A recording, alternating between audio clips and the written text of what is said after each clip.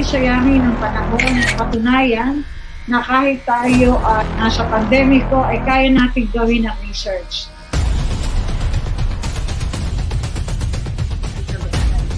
How to choose a topic. This chapter presents all the data gathered per row. The last one, we have recommendations from Group 4. Continue the legacy and advocacy of Navotas National High School Because you accepted the challenge.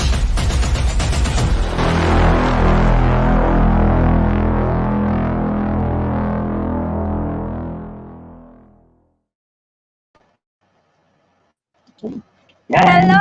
Good afternoon! Hello, everyone! Yes, Yay. good afternoon po Dito tayo. sa ating lahat. Hi Jake, good afternoon! Hi, Fatima. Good afternoon. Yan, before tayo mag-start, how are you? Gusto kitang kamustahin. Yes, I am fine. I am fine, thank you. Ox, Wala Kasi nang ano, masabi. kasing okay ba Ikaw? ng time mo? Kasing okay ng time mo ngayon? Yes, okay naman siya, pero parang Yeah. nakakita na ako ng liwanag sa Yeah, and before we start, ayan, batiin at basahin muna natin yung mga comments ng kapwa natin, Sige. students, mga teachers, at syempre yung mga magulang na kasama natin sa live. Yes. Continue Ayan. commenting. Sige nga, Jake, Okay. basahin mo yung comment ni Sam. From Sam Angelo Estrada. Good afternoon po. From 7. Ayan, good afternoon po from 7 Gold.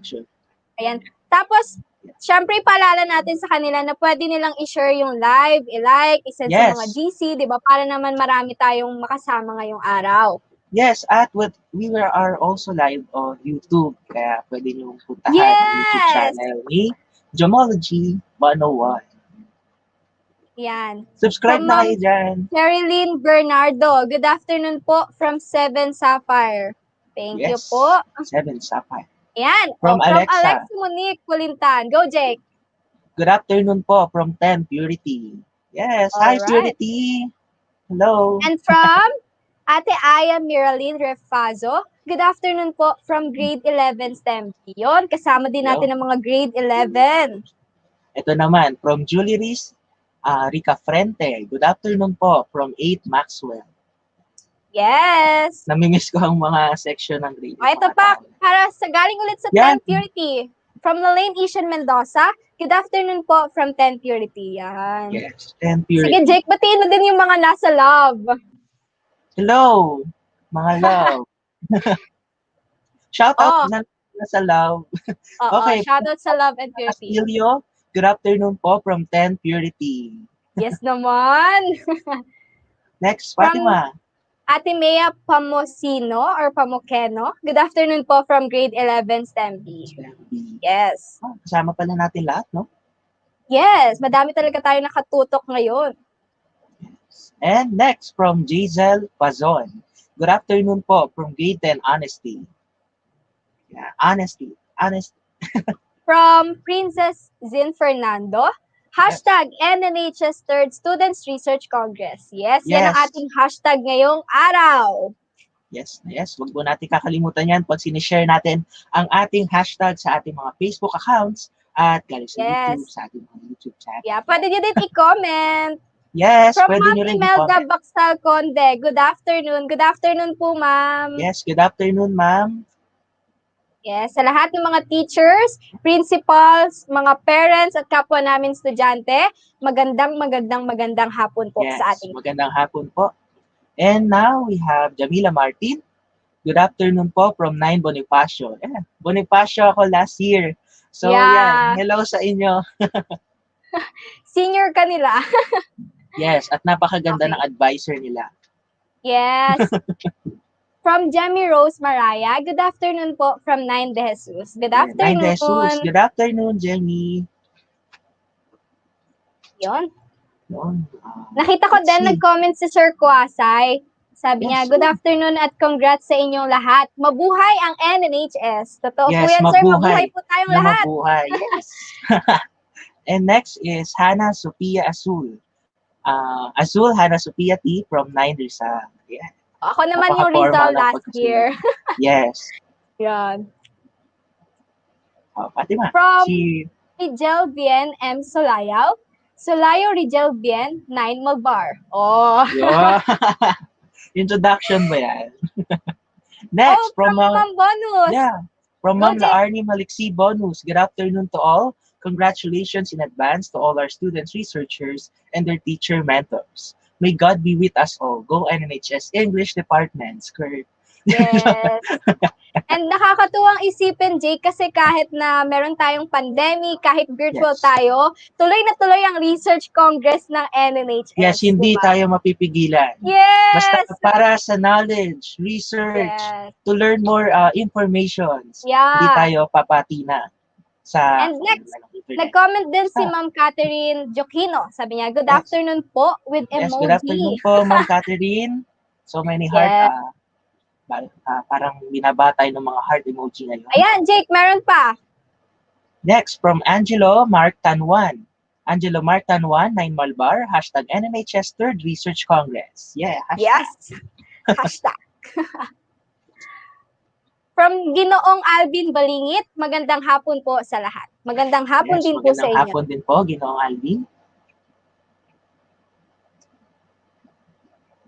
Ayun, meron tayong parent na meron. kasama, Jake. Parent, Sige, basahin From- mo. Mommy Cheryl Perez. Hi po, parent of STEM A. Hello po. Yes. Halo-halo talaga tayo dito. Lahat tayo Eto na, dito. meron Oh, ako next. nakitang love. Yes. From May Rafi love din. Sudinesio. Good afternoon po from Grade 10 Love. Hashtag Yes, afternoon. NNHS Third Research Congress. Yes. Yes. Love, love, love. Punta kayo. Yeah, love, love, love tayo Where are you, ngayong love? hapon. Next. Oh, From sige, basahin mo from Ma'am From- Susan. Ma'am Susan Katama, Mingowa Matayon. Good afternoon, NNHS. Congratulations po for your effort to promote research to the world. Wow. Yes. Yes. Since naka-live po tayo sa YouTube, we can others can watch internationally. Yeah. Oy, bumabalik si Ma'am Bonus. Sabi niya, Yeah. husay ng mga host, love the energy, keep it up. Galing niyo, Jake and Fatima. Thank Ma'am, you po. Thank you po, ma'am. Kinilig ako. Okay. Oh, from Dia. Yeah, from Bia Shelo Navas. Good afternoon po from grade 10 maturity. Good luck po sa ating mga student researchers. Hashtag NNHS Third Research Congress. Yes, Yes. good luck din sa lahat. Bia, good luck. Yeah. And I saw your research. Sobrang ganda. At sa iba Yes, rin. and Grabe. advance congratulations sa lahat ng mga estudyante na nagsikap talaga at binigay ang best nila para sa research na to. Yeah. Grabe. Na-witness ko ang efforts nila. Yeah. Yeah. Kahit magkaroon man ng iba pang dagdag na gawain, ay nagagawa pa rin nila lahat sa gitna ng kanilang research. Kaya Yes, ang dami pa nakaka-proud. din. Yes. Siyempre, Fatima, naging part ka rin yun, di ba? Nakaka-proud talaga. And ngayon, nakangiti pa rin tayo kahit Yes. marami ang mga gawain. Ayan, Pero from happy lang. Reggie Garcia, sabi niya, magandang hapon po sa lahat from 9 Rizal teacher in English, Sir Edmund Ternida. Oh, ayan. Yes. Good afternoon po, Sir Edmund and Reggie. Yes. Okay, meron pa ba? Oh, yan, Fatima. Oh, from Joshua Gabriel Reyes. Good afternoon. Good luck sa mga researchers. Yes, good luck din Yes. sa'yo. And congrats din sa group nyo. Yeah. Yan. Yes. Congrats. Ang dami Ang nating gagaling mo. researchers ngayon. Grabe. Yeah, alam mo yan, kahit talaga mahirap yung sitwasyon, like, walang mga internet, mahirap makapaggawa ng survey, kailangan mo talaga ng maraming energy. Pero ang Yes. dami pa ding researchers ngayon at sobrang nagsisipag sila. Kaya, hands-on. Clap talaga. Nakaka-proud kasi kahit ang Yes. dami nang nangyayari ngayon, na-compile pa rin natin ang napakaraming researches na masasabi nga nating learningful.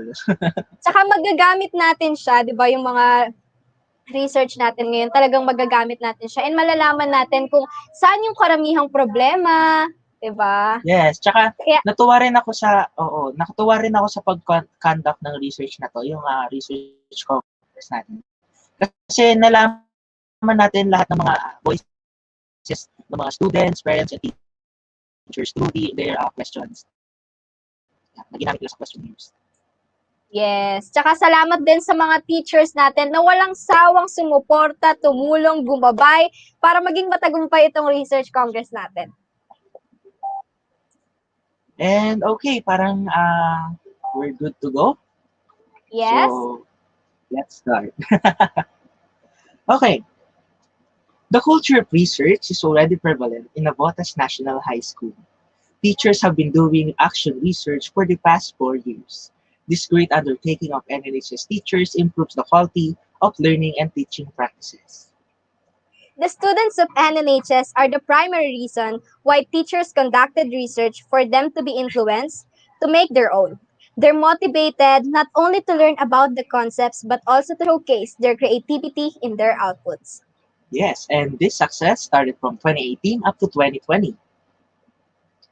And now, 2021, we are very proud to open. To continue the research spirit among NNHS students amidst the pandemic.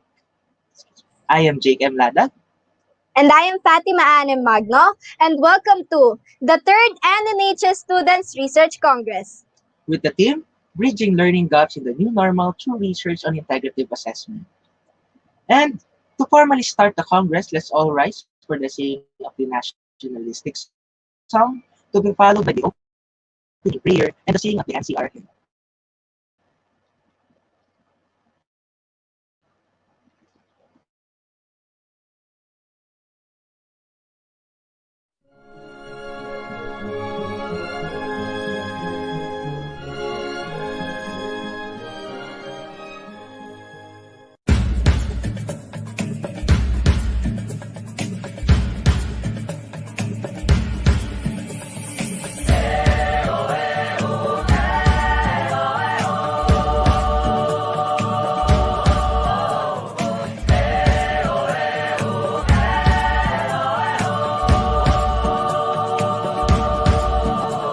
Hubarin ang takot sa iyong damdamin, ipamalas ang angking galing. Tumayong buong tapang, harapin ang buhay, akapin ang tagumpay.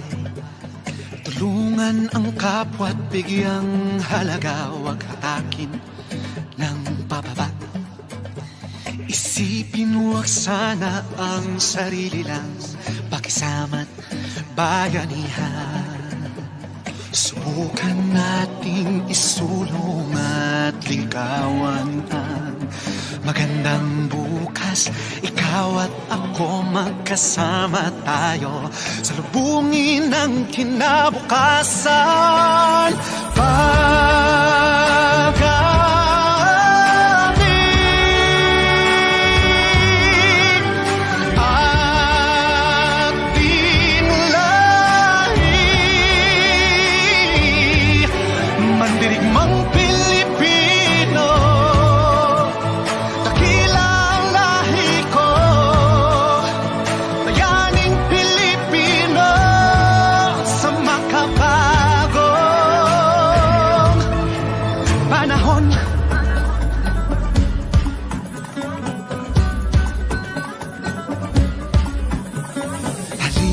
Hawakan ng aking kamay, sabay abutin natin ang tagumpay.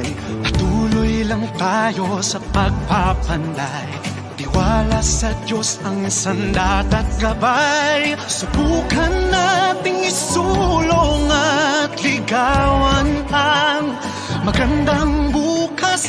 Ikaw at ako magkasama tayo, salubungin ang kinabukasan.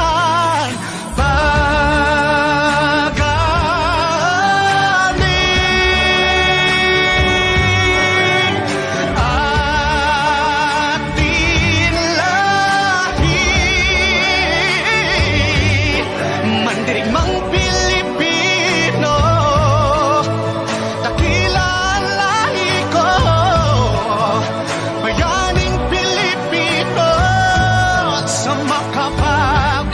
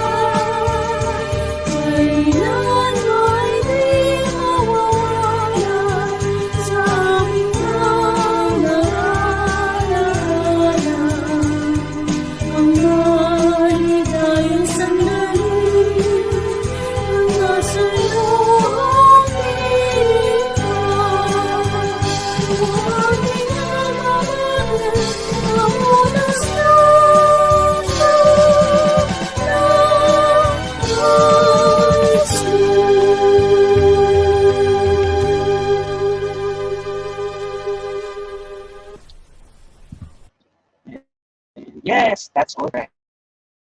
Peace. Babalik kami. Yes! Alright, Jake, before Yes. tayo dumako, sige. Okay.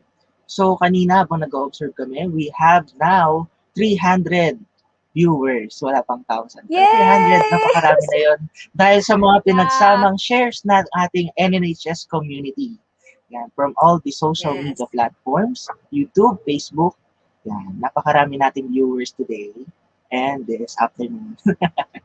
Yes, So, stay tuned, guys. yeah, stay Yeah. tuned. Huwag kayong lilipat. Huwag kayong lilipat. Yeah. All right. At this point, let us welcome our passionate, hardworking, and loving principal of Navotas National High School, Dr. Maria Acuña Robles. Let's give her a virtual applause.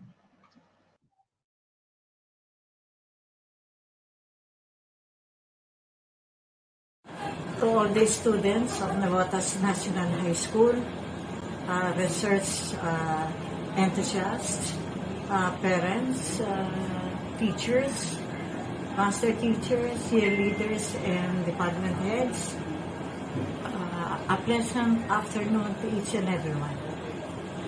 There are so many things that are in store for you when you enrolled at Navotas National High School. It is with pride and glee that I tell you that at NNHS, research is viral. Research is an important thing to be taught to the children so that they will come to appreciate the fruits of quality education, so to speak. I would like to thank Ma'am Eloisa Ababad, the head of the English department, the teachers of English, research advisors, and those who are involved in the process of teaching research and cascading the rudiments of research making to all the students of Navotas National High School. I am so pleased with the results of your efforts for having made it possible that the third Research Congress will be slated for the sake of these children. This is our third year. That is for the grade 8 students to undergo the process of doing research. It is a first for Navotas National High School that students are taught, as I've said, the processes of action research writing, because the teachers are imbibed with the skills, and also it takes a lot of effort on their part to really have made it done that research is a must or a very important activity, especially for the grade 8 students. It is with much privilege that I tell everyone who could hear me from this platform that action research is very important, very useful, and it is an activity cascaded down to our students.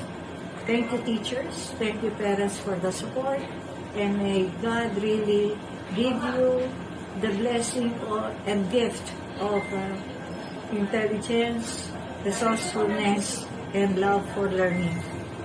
Again, to each and everyone, a wonderful day to all of you.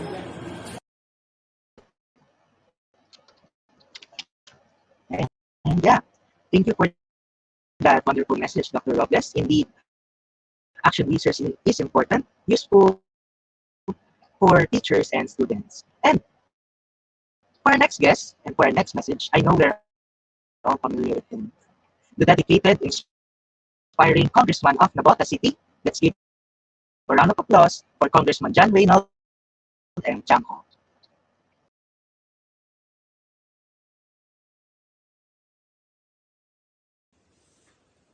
Magandang hapon po sa ating lahat, kay Sir Al Ibanez, kay Mama Cristina Robles, ni Sir Marco, sa lahat ng ating mga guro, sa lahat ng mga supervisors po natin, at syempre yung ating mga mag-aaral.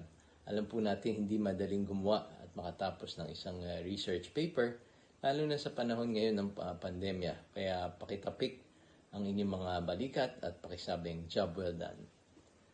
Alam natin na marami sa inyong nagsakripisyo at mahaba ang listahan ng inyong kinakailangan gawin para makapag-submit ng output on time at makarating sa puntong ito. Alam din natin na karamihan sa inyo ay nasa huling baitang na ng junior high school, kaya siguradong kasabay ng paggawa ng research na isinabit nyo ang napakarami pang mga ibang projects, presentations, performance, tasks at modules. Kaya tunay tayong napahanga na sa galing at determination ninyo.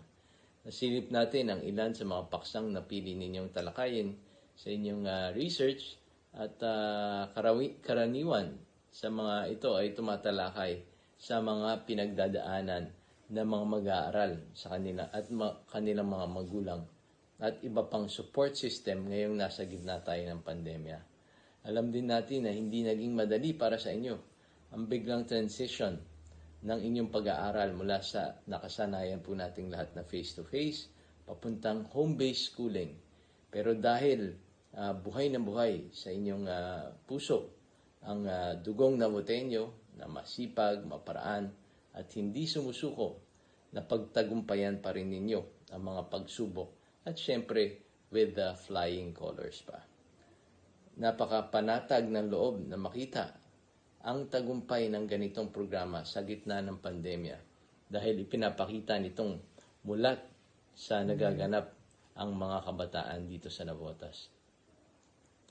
At dahil alam natin na maraming mga problema pa, magiging bahagi sila ng mga mamamayan na pupuno sa hinaharap. Binabati rin natin ang mga guro at iba pang bumubuo ng Navotas National High School sa bahagi ng programa. Natatandaan po natin, noong unang taon ng Research Congress, ang mga topic ng research ay tungkol sa premarital sex, teenage pregnancy, same-sex relationship, bullying, at online addiction at iba pang perennial societal problems ng bansa. Magkahalong gulat at bilib ang nararamdaman natin at that time. Gulat dahil sa mga paksang inilatag ng mga batang grade 10 lang. At bilib dahil bukas ang kanilang mga mata sa problema at sila mismo ang naglalatag ng mga posibleng solusyon dito. Ilang taon na ang lumipas mula noon, pero patuloy tayong nagpapasalamat sa gurong gumagabay sa mga batang mag-aaral at humuhubog sa mga ito para maging mabuti at produktibong mamamayan sa ating lungsod. Hindi lamang kaalaman at kasanayan ang inyong binibigay, kundi pangkahalatan, kagalingan at kapakanan ng mga kabataan. Salamat dahil kayo ay matibay naming katuwang sa pagpapataas ng antas ng edukasyon at pamumuhay sa ating lungsod. Nasa gitna man tayo ng pandemya, sigurado kaming patuloy kayo sa pagsusulong ng mga programa na higit pang makakabuti sa kalidad ng edukasyon sa Navotas. Muli, congratulations sa inyong lahat. Palagi kayong mag-ingat, hangad natin na matapos ang pandemya para magkasama-sama na tayong muli. Hindi lang sa harap ng screen, kundi sa personal, lalo na nakakapag-celebrate tayo ng matagumpay na mga programang gaya nito. Maraming salamat po at magandang araw po sa ating lahat. Alright, grabe, nakakabusog naman yung binahagi sa atin ng ating congressman. At alam mo, Jake, kung ano yung pinaka-highlight sa akin, sabi ni Kong, mahirap, hindi madali yung research ngayon at yung panahon ngayon. Pero sabi niya, tapikin mo yung balikat mo and sabihin mo, job well done. Good, diba? Kaya salamat po, Kong. Yes. And Yes, kailangan thank you so talaga much natin again. Yes. And thank you so much po ulit, Congressman Chanco, for gracing us today. And for our next message, he is the SDO Navota Senior Education Program Specialist for Planning and Research. Let's welcome Mr. Bonifacio Dullas. Let's give him a big round of applause.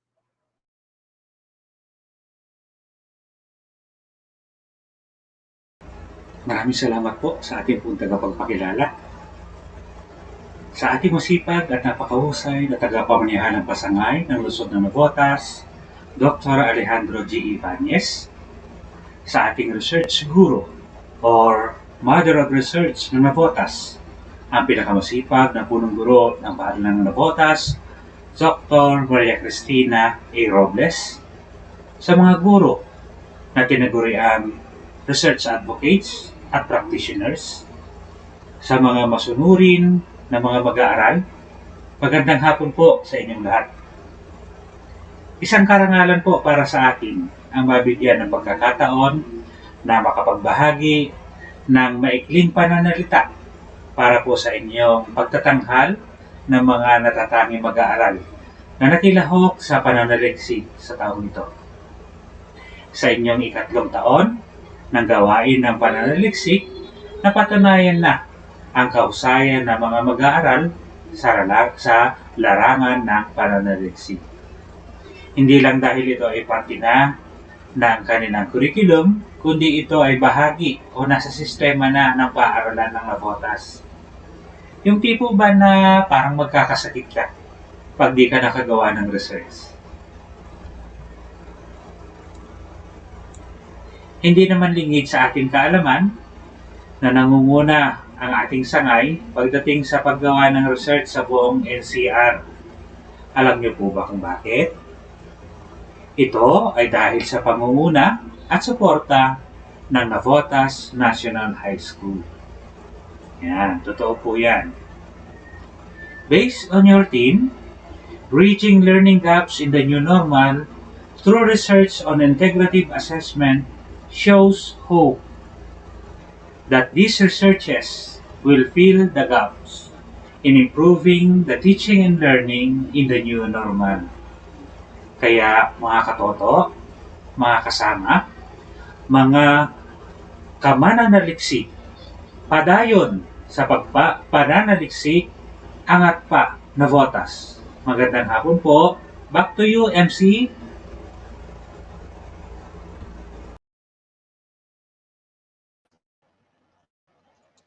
Yes. Thank you, Mr. Dulas, for the truthful message. Ang tumatak talaga sa aking isipan yung part na sinabi niya na napakalaki talaga ng tulong ng NNHS para sa ating para sa pagiging pinakamataas na sangay na nagpo-focus sa research dito sa NCR. At yung isa na padayon pa. Yes. Okay. So,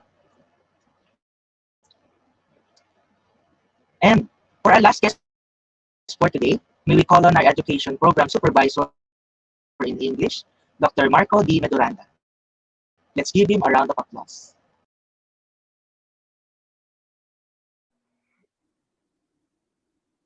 A pleasant afternoon to one and all, specifically to our dear principal, Dr. Maria Cristina Robles, all the department heads, and of course, teachers, who, especially those who steward our students in the process of doing research using the framework of integrative assessment, and of course, to our dear students who labored that much, no, in terms of really sharpening their skills, developing critical thinking and creative thinking in the process of doing your integrative assessment task.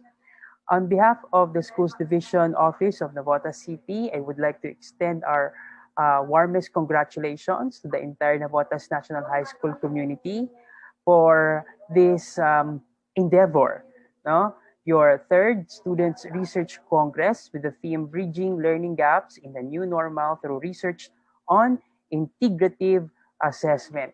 Truly, our administrators, our teachers at NNHS strike relevance, not into their respective mandates when they embark on the use of integrative assessment to be a way, no, on how students can demonstrate the attainment of learning standards. Uh, I am personally happy that we are celebrating the third Research Congress.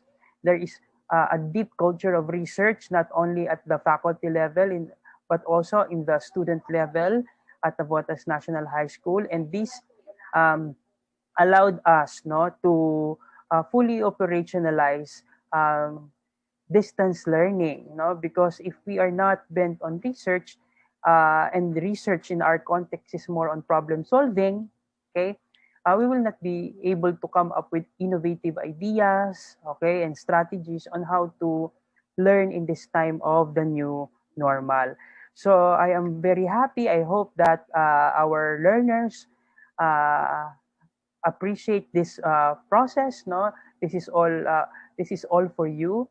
Um, allowing yourselves to be immersed, in the process of integrative assessment, and at the same time um, develop those crucial competencies that will ensure that the you're going to get quality learning, despite um, remote learning and distance learning is something that I hope you appreciate, even your parents, because though we are not much, we did not expect that 2020, 2021 would be a special school year with a lot of challenges. Still, you are able to, celebrate all the learnings that you got through this Student Research Congress. And I hope that you will treasure this, treasure the memories, no? See to look at it, in a way that has really developed your character and your intellectual ability to make sense of the world around you. And I hope I hope you also treasure the bond, that you got, during the consultation with your advisors, and also even working with your fellow students. And so again, I hope that all the teachers continue to embrace the demands of your profession, especially in this time that we are veering away from the traditional, and we are now forced to think of ways, really squeezing our creative juices to embark on this um, more innovative ways of delivering quality education. Uh, Again, I'm so delighted that NNHS has been very active in operationalizing the learning continuity program of the division, and also very exemplary and very excellent in executing integrative assessment as a way to support, quality education. Always remember, integrative assessment is our strategy towards quality. Okay, it does not only foster academic ease, but it also allows us to look on our learning areas, all the subjects, as complementing to one another towards one um, one real life and authentic task. And with that, thank you so much, and congratulations to one and all. You are all winners, no? You are all victors in this school year 2020-2021. So kudos, Navotas National High School.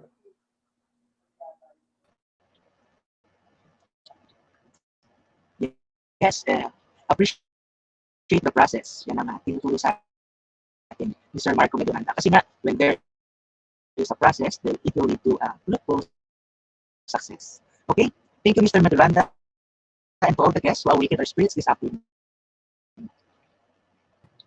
All right. And at this juncture, we would like to introduce our guest panelists who will give their synthesis and evaluation after the oral and poster presentation. Okay, let's start with Miss June Grace Casaje.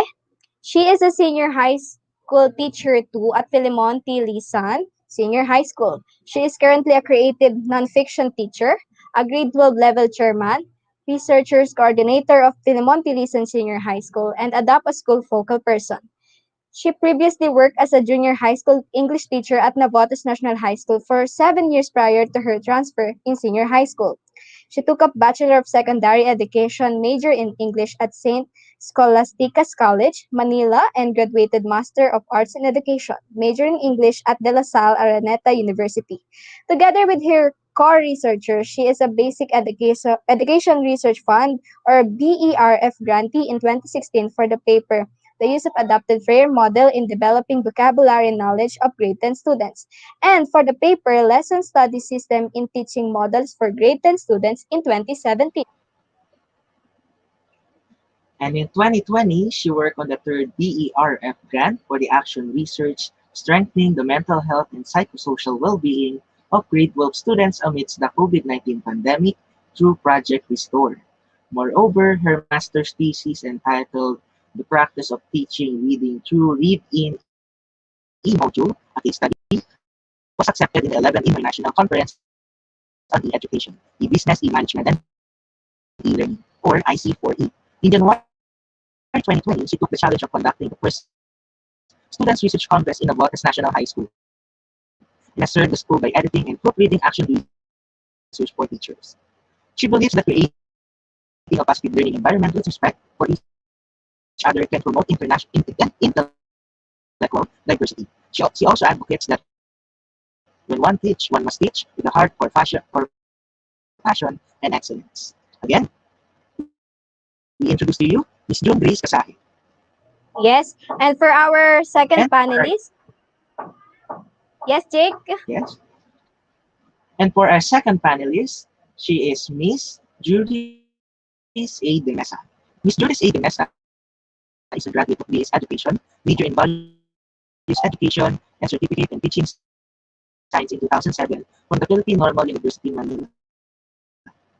She has completed academic requirements on Master of Arts in Education in Child Study.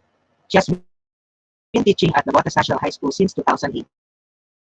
She also served as the school's house instructional manager 7 years and as District 1 house coordinator for about 2 years.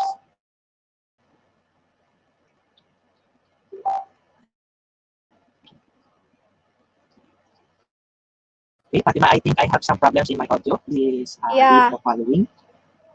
Okay, sige. Thank you. She is also working as a member of the school's technical working group, action research coordinator, documentation committee, and other related tasks which brought various schools awards such as Most Transformative School for Learning Effectiveness during the 2012 Excellence in Educational Transformation Awards awarded by Bayan Academy, Rex Bookstore, and Knowledge Channel. At present, she is serving as head teacher 3 for Edukasyon sa Pagpapakatao. Also, she is a member of the Marian Youth Movement as animator for 11 years now. She has conducted programs and activities in promoting values and virtues in the school community, such Project SPB or Sharing Positive Vibes, together with the other NNHS CSP teachers, and acts as member of the Quality Assurance Committee on SLM or SLM Writing at SDO Navotas City.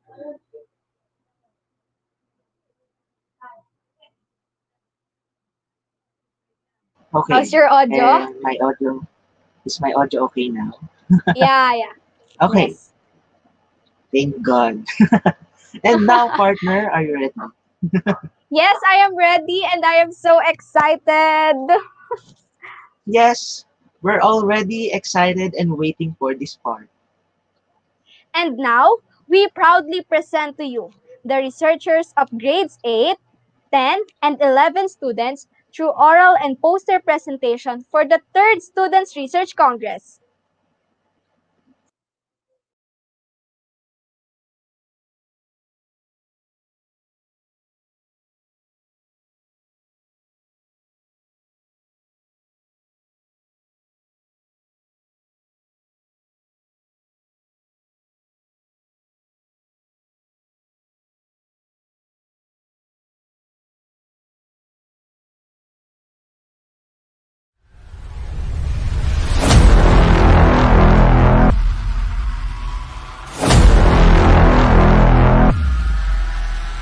Huwag natin sayangin ang panahon. Patunayan na kahit tayo nasa pandemiko ay kaya natin gawin ang research.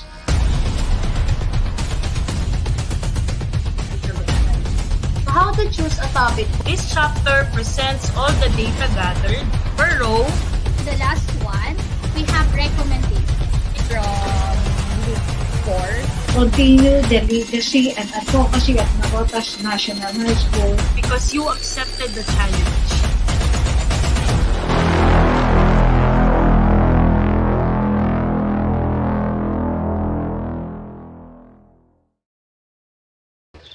Good day, everyone.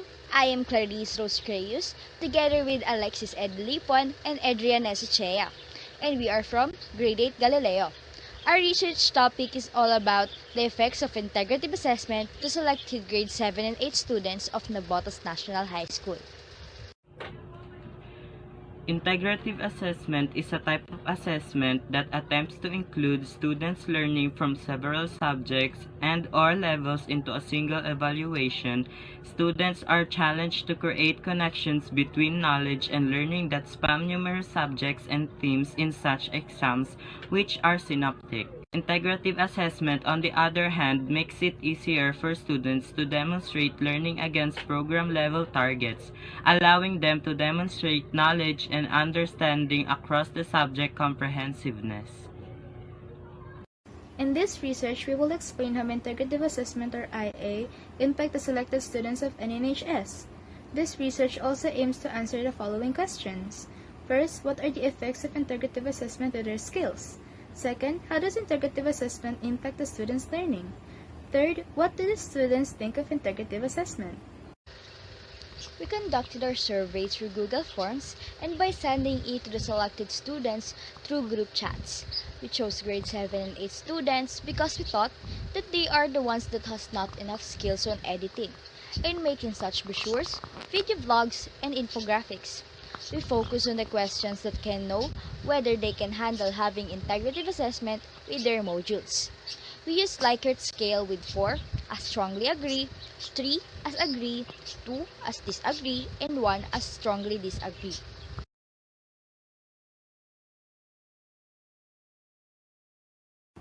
Our selected students from NNHS are grade 7 section Pearl, which are 55.56% or 20 students, and grade 8 section Galileo, 44.44% or 16 students.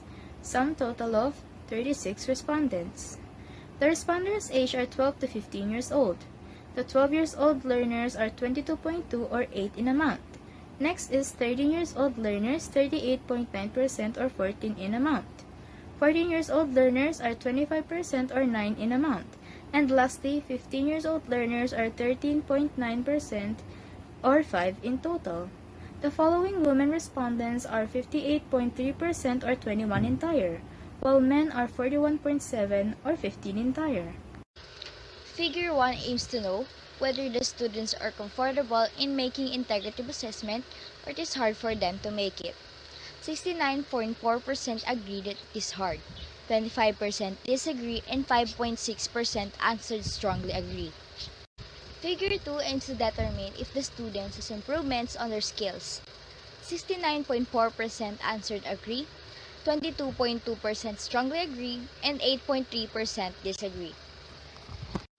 Figure 3 aims to know whether integrative assessment helps the students to understand more of their present lesson. 52.8% agreed, 33.3% strongly agree, and 13.9% of them disagreed.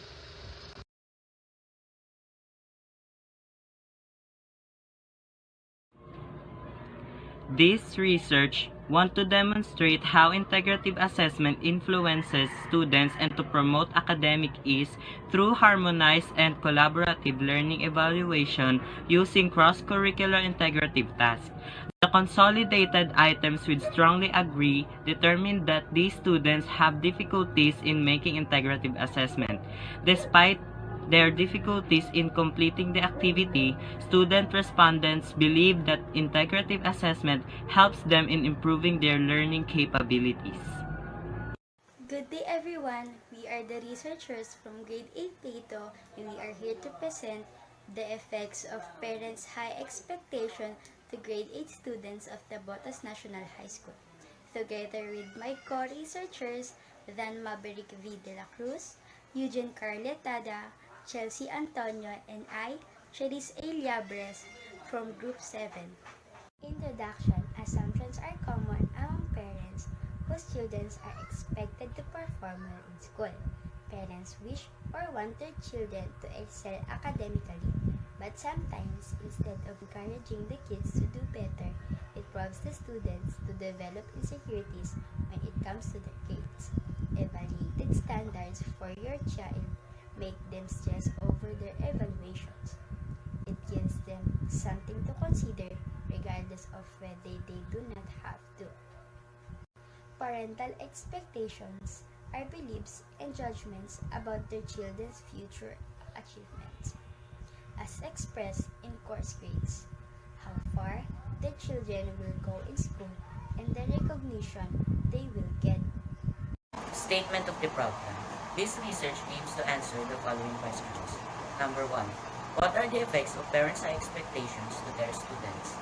Number 2. Why students feel pressured while studying? Number 3. How do parents show their support to the academic and emotional needs of the children? Methodology. The researchers devised a 15-question online survey questionnaire using the Google form because it is the most convenient and safest method to gather data in this time of pandemic. They selected students in grade 8 as respondents because they have seen that at this age, they are dealing with a lot of related concerns right now, and it's easy for the researchers to comprehend them because they are on the same age and most probably on the same cognitive level.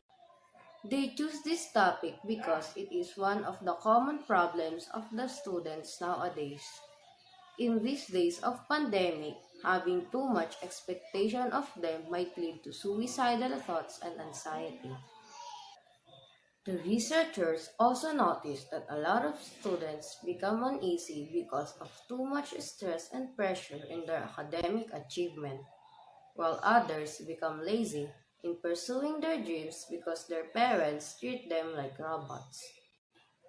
There are 57 target respondents, all of which are Navotas National High School grade 8 students.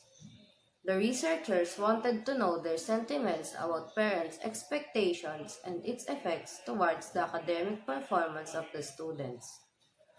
The student respondents will be given an online survey form using Google Forms. The questions will assess the parent-student relationship about achievements and expectations. It also aims to identify the emotional impacts of high expectations to the learner's academic performance. Data will be shown through tables and graphs with corresponding interpretation to the respondent's answer to show the significance of the results. Results and discussion. This chapter discusses how data from a survey employing a questionnaire was analyzed in relation to the study's specific difficulty. Tables are presented in this chapter to support the research undertaken by the researchers. The researchers were able to gather all the responses of the total 57 target respondents. Profile of respondents. Gender. Male. Frequency 19, 33.33%. Female. Frequency 38, 66.67%. Profile of respondents. Gender. Male. Frequency 19, 33.33%. Female. Frequency 38, 66.67%. This chart shows the responses of the participants to question number 1. 27 grade 8 students of Navotas National High School responded always with a percentage of 47%. 28 students or 49% acknowledged that sometimes they felt that their parents are proud of them. Only 2 participants answered never, which is 4% of the total respondents. This chart shows the responses of the participants to question number 1. 27 grade 8 students of Navotas National High School responded always with a percentage of 47%. 28 students or 49% acknowledged that sometimes they felt that their parents are proud of them. Only 2 participants answered never, which is 4% of the total respondents. Figure 2 shows the responses of the participants. 43 grade 8 students of Navotas National High School responded in always with a percentage of 75%. 12 students or 21% acknowledge that they give their best sometimes. Somehow, there are 2 participants answered never with 4% in overall. Figure 3 shows the responses of the participants. 16 grade 8 students of Navotas National High School responded in always with a percentage of 28%. 37 students or 65% acknowledge that they meet their parents' expectations sometimes. Somehow, there are 4 participants answered never with 7% in overall. Figure 1 shows the responses of the participants. 32 grade 8 students of Navotas National High School answered yes with a percentage of 56%, while 25 participants, which is equivalent to 44%, responded no, because in some cases, they don't get help from their parents. Figure 2 shows the responses of the participants. 21 grade 8 students of Navotas National High School answered yes with a percentage of 37%. However, 36 participants, which is equivalent to 68%, responded no. It means they do not discuss their emotional and academic need with their parents regularly, or they just never do it. Figure 3 shows the responses of the participants. 35 grade 8 students of Navotas National High School answered yes with a percentage of 61%. However, 22 participants, which is equivalent to 39%, responded no, meaning they don't have rules to follow. As a result, the researchers conclude that while not every parent has this problem, there are still some parents who are extremely proud of their children and satisfied with what they accomplish.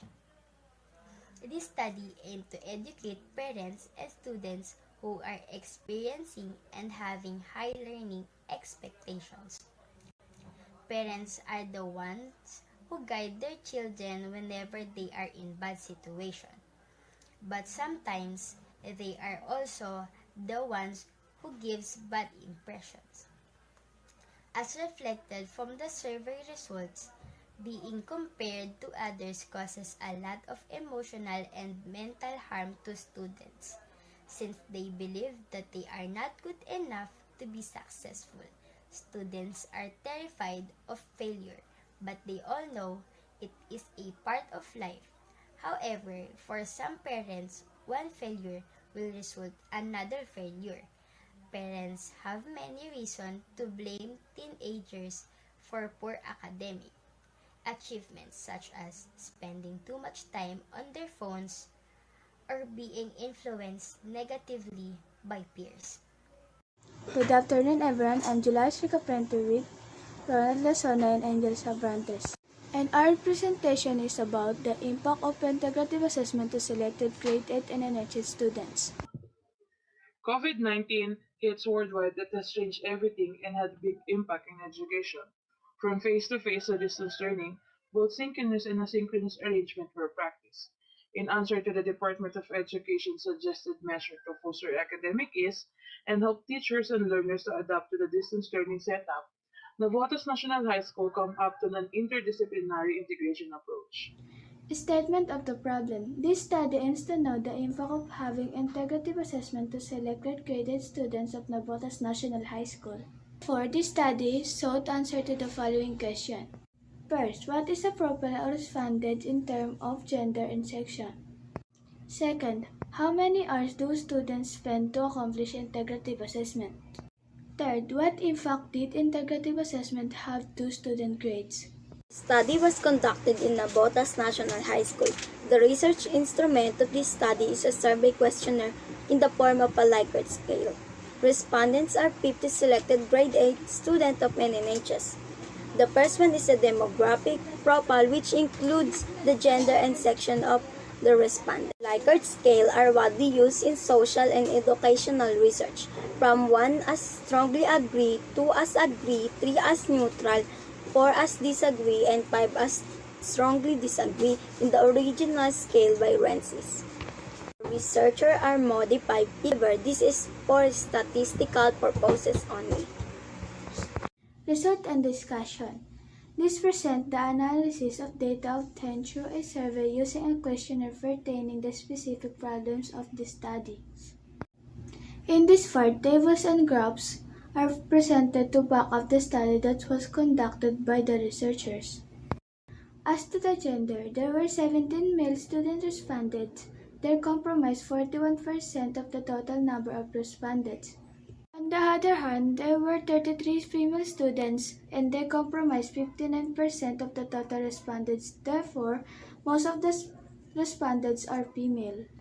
As to the section, respondents who came from Maxwell, Kepler, Sarah, Newton, Volta, Faraday, Bohr, Pythagoras, and section Edison has 14 student respondents, which comprise 28% of the total population.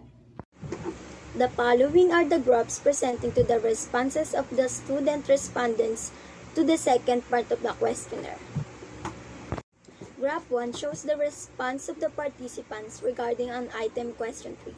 Making integrative assessment is more interesting than making outputs for every subject. Question number 3 shows that 6% of the total number of participants answer in strongly agree, 56% agree. Graph 2 shows the response of the participants regarding an item question 5. In the survey questionnaire, question 5 shows that 22% participants respond strongly agree, 60% agree. Graph 3 showed the response of the participants regarding the statement, integrative assessment improved my comprehensive skill in different subjects. 36% respondent answer strongly agree, 58% agree, 2% strongly disagree, and lastly, 4% disagree with a weighted mean of 3.26. Graph 4 shows the response of the participants regarding the statement, I can develop my own ways of understanding and learning by integrative assessment. 29% participants respond strongly agree, 65% agree, 4% disagree, and while 2% strongly disagree with a weighted mean of 3.12. 50 selected grade 8 students in Nabotas National High School were used as responded in this study. They were chosen by random sampling method identifying 50 out of 900 grade 8 students. In conclusion, this study indicates that 60% of students responded in Nabotas National High School used more time and effort to make integrative assessment than finishing module activities for every subject. It shows that making their integrative assessment can develop their own ways of understanding and The following recommendations were made especially for the students of having integrative assessment for educational purposes respectively. Set you, prioritize straight, keep your mindset in your duties. Make a time schedule for school-related works and for making integrative assessment. And that brings us to the end. We the researchers sincerely appreciate that we had this opportunity to present our research. Thank you so much. Good afternoon, everyone. I'm Orlene B. Alonso with John Mark Bianes representing our group from Grade 10 Stability with the title The Challenges Experienced by NNHS Teachers in the New Normal. In this pandemic, we've gone from having face-to-face classes to learning through online platform. Everyone was being affected by this pandemic, especially teachers and students. We've often hearing that students are being stressed out because of this pandemic. However, teachers are being laid out of focus as they also suffer. That's why we came up with our topic, the challenges experienced by NNHS teacher in the new normal, that tackles about the challenges hindered from this pandemic. And just like every research that is ever made, ours also has its own questions with answers to be sought. These questions are the following. First, what are the basic informations about our respondents? This includes their age, subject taught, and years of teaching. second question is, what problems do these respondents or the teachers of Navotas National High School face teaching in the new normal? For the methods, we use the descriptive methods using the Likert scale. For the instrument, we use a survey questionnaire with two parts. The first part consists of the demographic profile of the respondent as to age, subject taught, and years in teaching. For the second part is the Likert scale. We enhance the Likert scale from having 1 as strongly agree, 2 as agree, 3 as neutral, 4 as disagree, 5 as strongly disagree, to 4 as always, 3 as often, 2 as sometimes, 1 as never, for statistical purposes. This part presents the data gathered from the survey questionnaire. As for the first part with the demographic profile of the teacher respondent, as per age, most of the respondents are within the age range of 40 years old and above, with 16 respondents comprising 32% of the total population.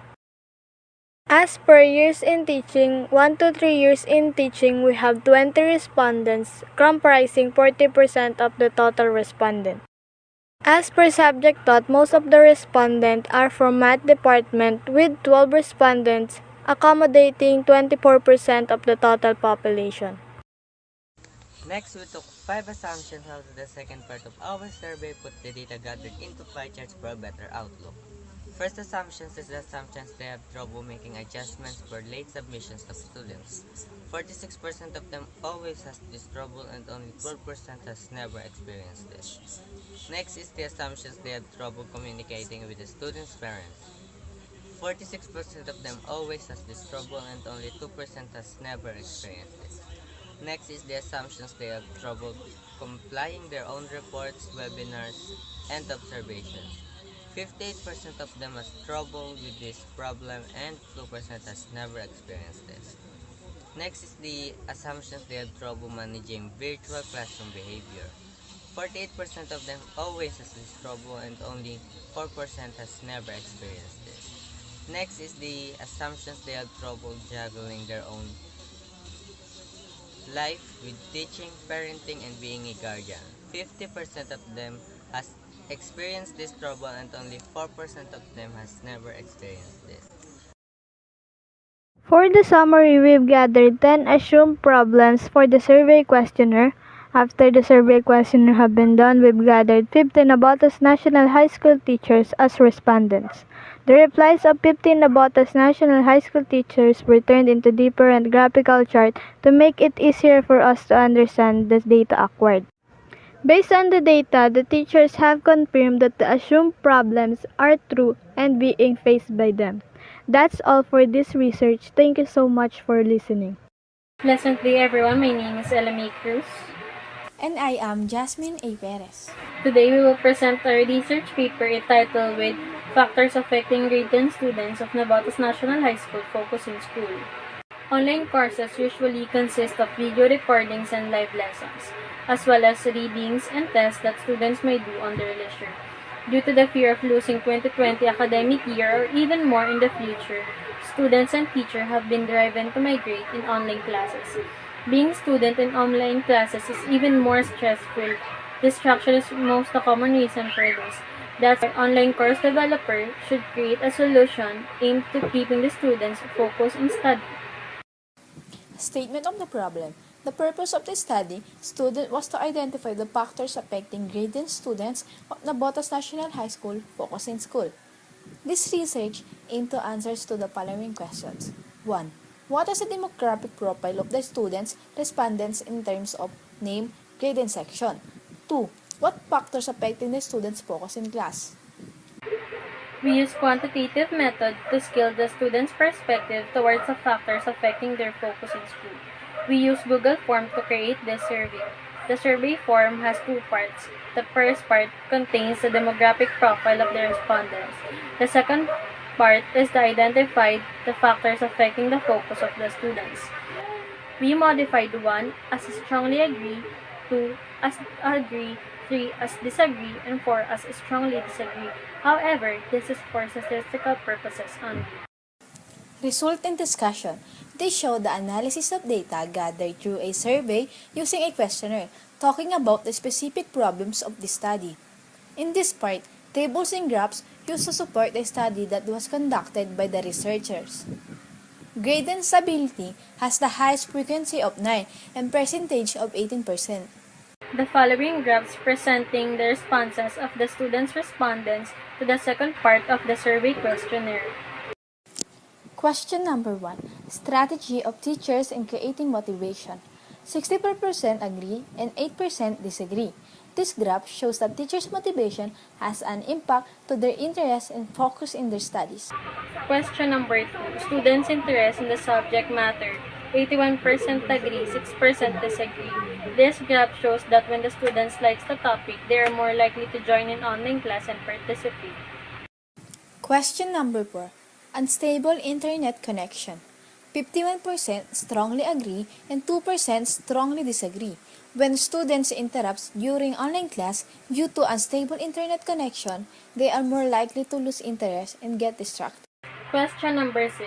Family problem. 47% strongly agree, 2% strongly disagree.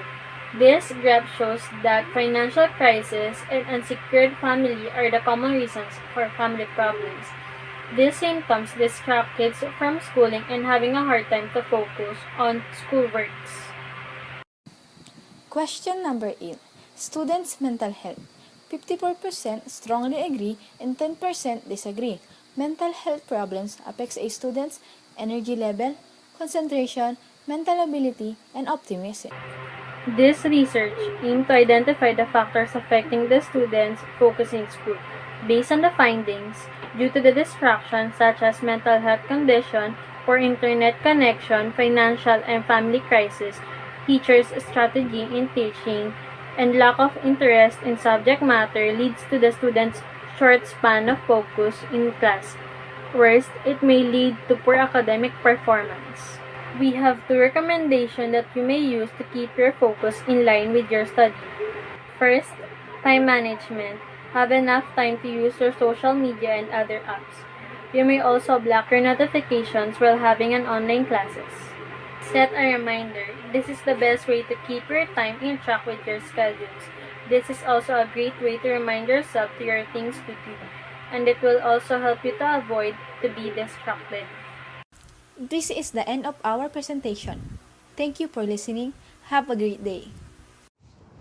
Greetings everyone, my name is Clero L. de la Cruz with the company of Rainier Samaniego, and we are the assigned presenters of our research that talks about or titled The Components of Challenges that Affects the Scholastic Performance of Grade 10 NNHS Students, the Most and the Least, in Distance Learning Setup. So let's start. In our introduction, we would like to introduce what is the situation, which is the occurrence of COVID-19 pandemic, and what is about the occurrence of it.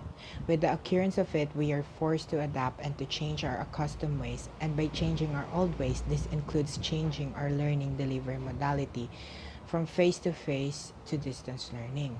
Next, we talk about what is the issue or the problem of the students about the modernized learning delivery modality is that some of them did not assess and they are not aware of the obstacles or challenges that they may face the most and least for the reason that we did not expect this sudden change of system.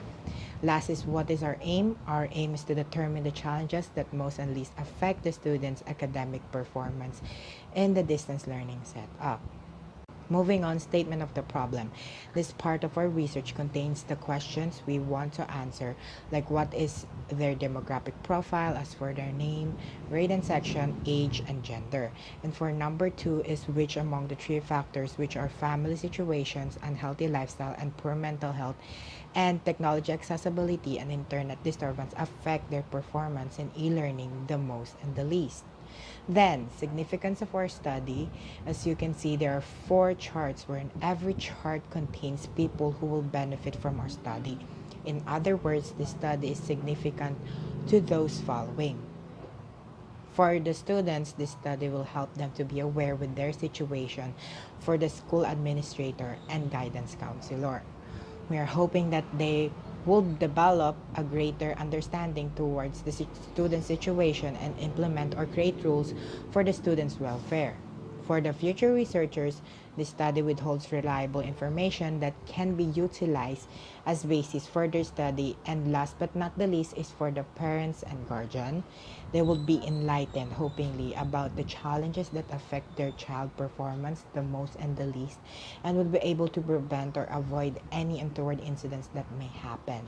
Our methodology, you can see what we do for gathering our data by conducting a survey to computing it by weighted mean, and lastly is by concluding or making a statistical statement by the result.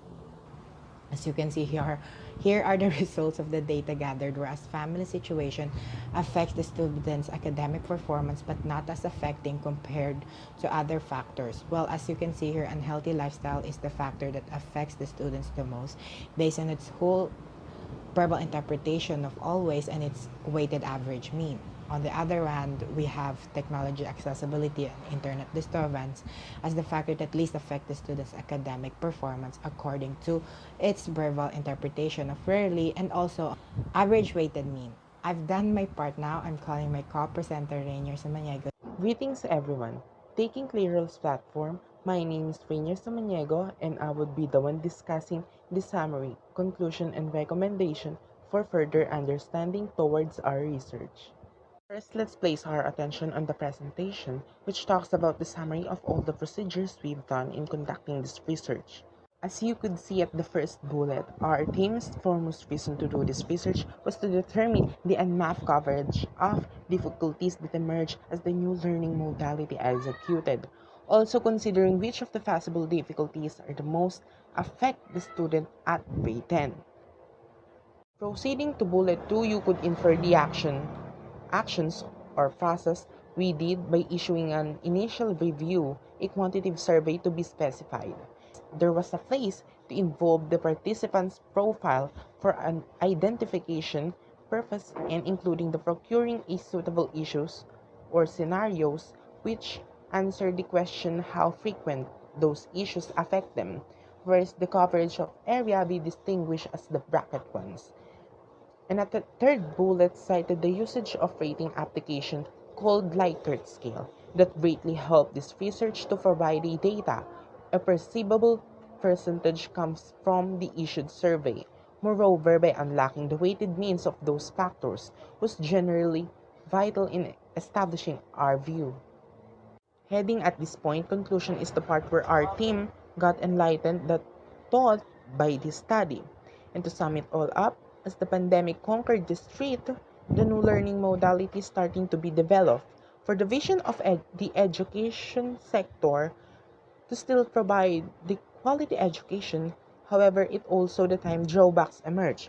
As the result, mental and connectivity and availability disturbance, the student productivity were highly affected in some ways, and usually the workplace is the contributor of difficulties itself. Thank you, Rainier Samaniego, for your wonderful explanation. Let's now go to the last part of our presentation, which is the recommendation. This is the part where the researchers gave an advice according to the foretold issue, like every teacher must be considered about accepting late complied activities. Students need to help each other and take a rest. And that's where our research ends. Thank you for listening. I'm Cleral El de la Cruz with the company of Rainier Samaniego, and we are the presenter of our research that talks about the components of challenges that affects the scholastic performance of grade 10 NNHS students the most and the least. Our research title is Factors Affecting the Academic Performance of Grade 10 NNHS Students in Relation to Different Family Situations. Good day, everyone. We are from Grade 10 Love, and we are the representatives of our research presentation. I am Val Raselianes. I am Angel May L. Javier. I am Aliana Santos. I am Rabi Sabinesio. And I am Christine Angela Cirelita. Let's start with our introduction. Academic performance refers to the knowledge gained by each student. Moreover, academic achievement is critical for young people's social growth.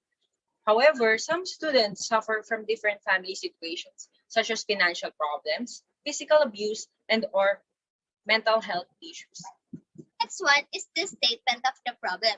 This research focuses on the factors affecting the academic performance of grade 10 NNHS students for academic year 2020 to 2021 in relation with different family situations.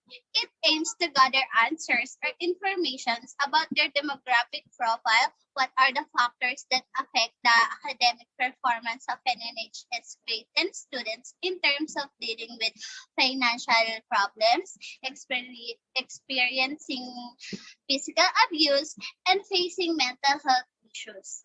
For the methodology, the researchers collected information through surveying 100 students or selected grade 10 students of NNHS. The responses were being computed by the weighted mean. In addition, the analysis of the result is to determine the factors that affects the student's academic performance in relation to different family situations. Let's move on to results and discussion. 100 respondents in total. There are 36 males and 64 females. Moreover, according to their age, 90% of the respondents are 14 to 16 years old and 10% are 17 to 18 years old, and so on. As you can see in the first bar graph, the result shows that among 100 respondents, 69 have parents who often work hard to provide food for their family. And next, the second bar graph shows that among 100 respondents, 78 students have not experienced physical abuse from any family member. But the remaining number of respondents have experienced physical abuse from their parents and from their family members. Lastly, for the third bar graph, the result shows that most of the students' respondents are mentally unstable and they often, usually, sometimes receive family problems which cause stress and also traumas for them, which affects their academic performance. Summary and conclusion. The main objective of this study is to determine the factors affecting the NNHS grade 10 students' academic performance in relation with different family situations. The researchers made an acknowledgement to express gratitude to all the people who are part of this study. Also, the researchers made the statement of the problem to show the description of the issues that need to be addressed. The results and collected informations were analyzed and computed. In addition, the representation of all the gathered answers, which is the objective, is to know if there are students who are suffering from these factors amidst the pandemic. Unfortunately, there are. Now, we finally go to the conclusion. Majority of the respondents are in age range of 14 to 16 years old. The researchers then distinguish the weighted mean of each survey questionnaire, wherein the result states that there are students who indeed suffer from these factors, which can affect their learning capabilities. As for the beneficiaries of this study, the following are the ones who will benefit with the results of this research: the researchers, their fellow students, parents, teachers, and future researchers. As for the conclusion, the researchers conclude that among the three factors included, the factor that affects the student's academic performance the most is the mental factor, given the results of this study. And as for the recommendation, it is normal to be sad, nervous, frustrated, or even depressed. Noticing and naming these feelings will help us be more sensitive to ourselves. Like in a crisis, our priorities can change abruptly. During the healing period, make sure you understand and respect the needs of family members or other household residents. And if you are feeling stressed, seek help from a third party such as primary care physician, or even a mental health professional. We, the researchers, thank you for listening to our presentation. May God bless us all.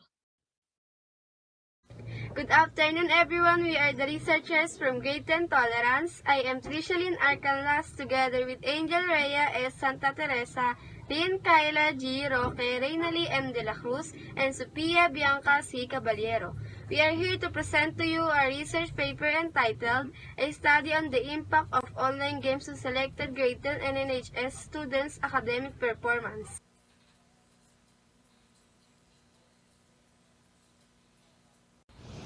We researchers came up with this study because we believe that online games have both a positive and negative effects to a student. It is up to the learners on how they will manage their time for playing and for studying. There are also students who use online games as an escape to the stress they are feeling. This study sought to know the demographic profile of the student respondents and their opinions on the statements provided by the researchers. This study was conducted online with the help of Google Form. The study's research tool is a survey questionnaire with a Likert scale. The first table shows the demographic profile of 100 student respondents, wherein the most of them are female and ages 16 to 17 years old. The researchers chose questions 2, 3, and 5. Question number 2 sought to know if the respondents have more time joining online classes than playing online games. The results showed that 66% of the students agreed with the statement. Question number 3 states that students feel lazy doing modules but energetic when playing. 58% of the students disagreed with the given statement. Question number 5 seeks to know if the students are dishonest when they ask for load for internet connection, which will be used for online classes. 92% of the response disagreed, which means that most of them are using their internet connection for educational purposes. This study aimed to determine the effects on online games to the academic performance of the selected grade 10 students. This study sought to share the answer and opinions of the student respondents regarding online games. The result indicate that 48% of the selected students agree that online games affect their academic performance, but still see online games as stress reliever. We therefore conclude that online games affect the academic performance of the students, but at the same time help them to be psychologically and mentally active. Here are some of our recommendations for those who are currently struggling. First, time management. Make sure to manage your time well and spend it wisely. Second, know your limits. Third, be productive. Do not just focus on playing. Fourth, think positive. And lastly, know your priorities. That will be all. Thank you so much.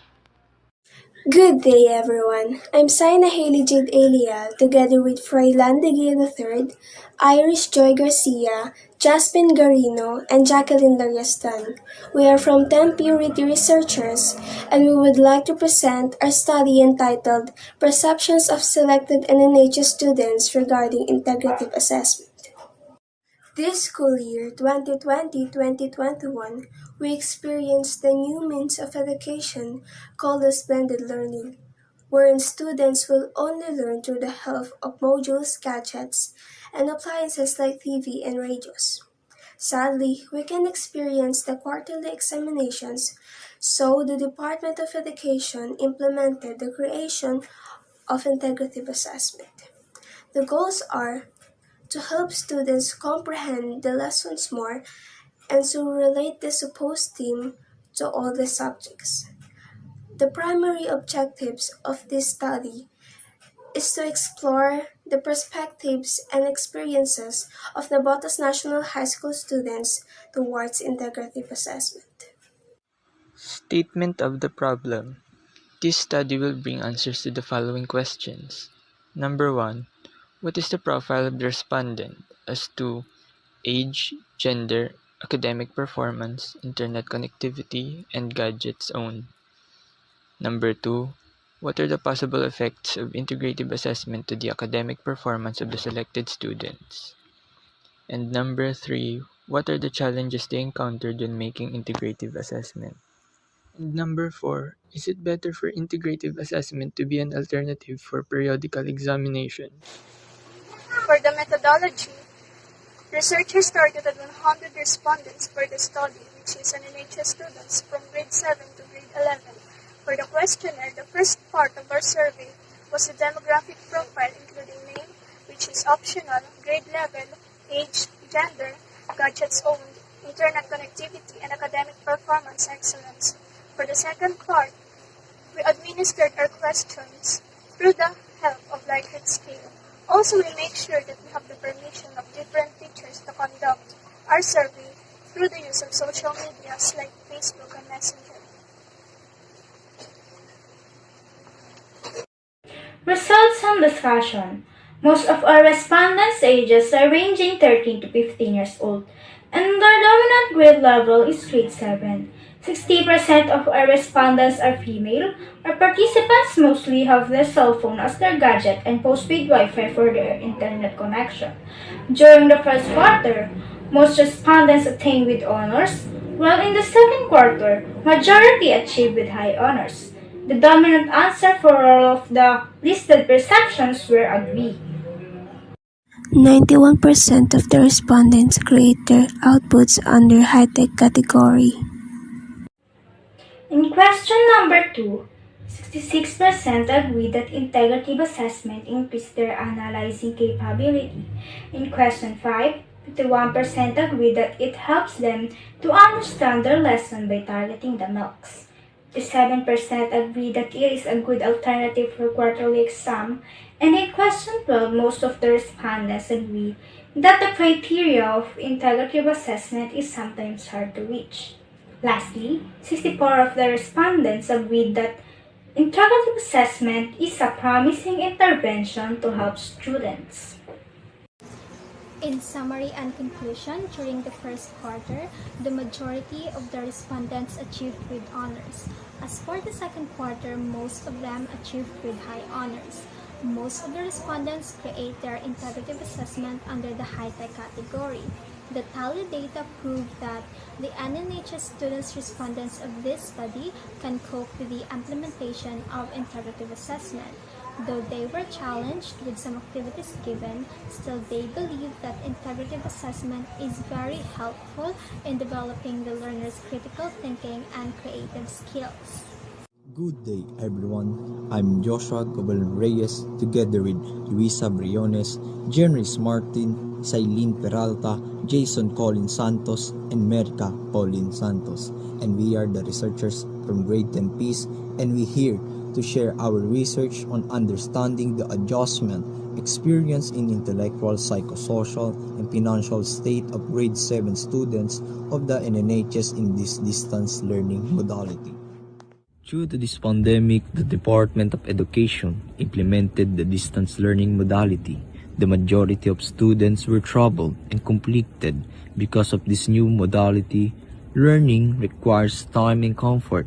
The students have grown used to learning at school with classmates and teachers. Suddenly, adjusting to comfort of our own home to learn is not as easy as it sounds.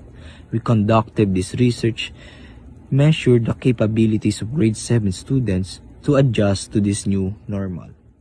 Based on the introduction of our research, the problem was categorized and visualized by the three main problems of adjusting from primary to secondary during the distance learning modality. First, the intellectual state. Since we are basing on the intellectual capacity of grade 7 students, the question is, are they capable of adjusting from the face-to-face class to the distance learning modality? Second, the psychosocial state. Considering their mental, emotional, and social state, did the grade 7 students adjust easily? Lastly, the financial state. Does every student have the privilege to have instruments that they can use for the distance learning modality? Especially the students that don't own these types of instruments, such as an internet and gadgets. These are the three main problems of transitioning primary students to secondary students. Research, we use the Likert scale with the quantitative method, in which 1 being strongly disagree, 2 being disagree, 3 being agree, and 4 being strongly agree. At this point, this research will help some researchers and the audience to understand the adjustment experience of grade 7 students in terms of intellectual, psychosocial, and financial status. In this part of our presentation, we will visualize the status of grade 7 students in their intellectual, psychosocial, and financial status. In their intellectual capacity or academic standing, we categorized it into 3 parts, which are improved, unchanged, and worsened, in which we compare their academic standing from their past grade level. Based on the survey, 69.7% of the respondents improved on their academic standing, while 21.8% are unchanged. And lastly, 8.5% worsened on their academic standing. In their psychosocial status, we categorized it into three, which are comfortable, comfortable with minor adjustments, and uncomfortable, in which the data will show the psychosocial status of the students. Based on the survey, 44.4% of the respondents said that they are comfortable, while 42.3% are comfortable with minor adjustments. Lastly, 13.3% are uncomfortable. About their financial status, we also categorized it into three parts as well, which are the upper class, middle class, and working class. In this part, we determine their financial status to know their ability to buy the important instruments to use in distance learning. 12.5% of the students belong to the upper class, while 65.5% belong to the middle class, and 12.9% are in the working class. We determined the adjustment experience of grade 7 students of the NNHS using three factors.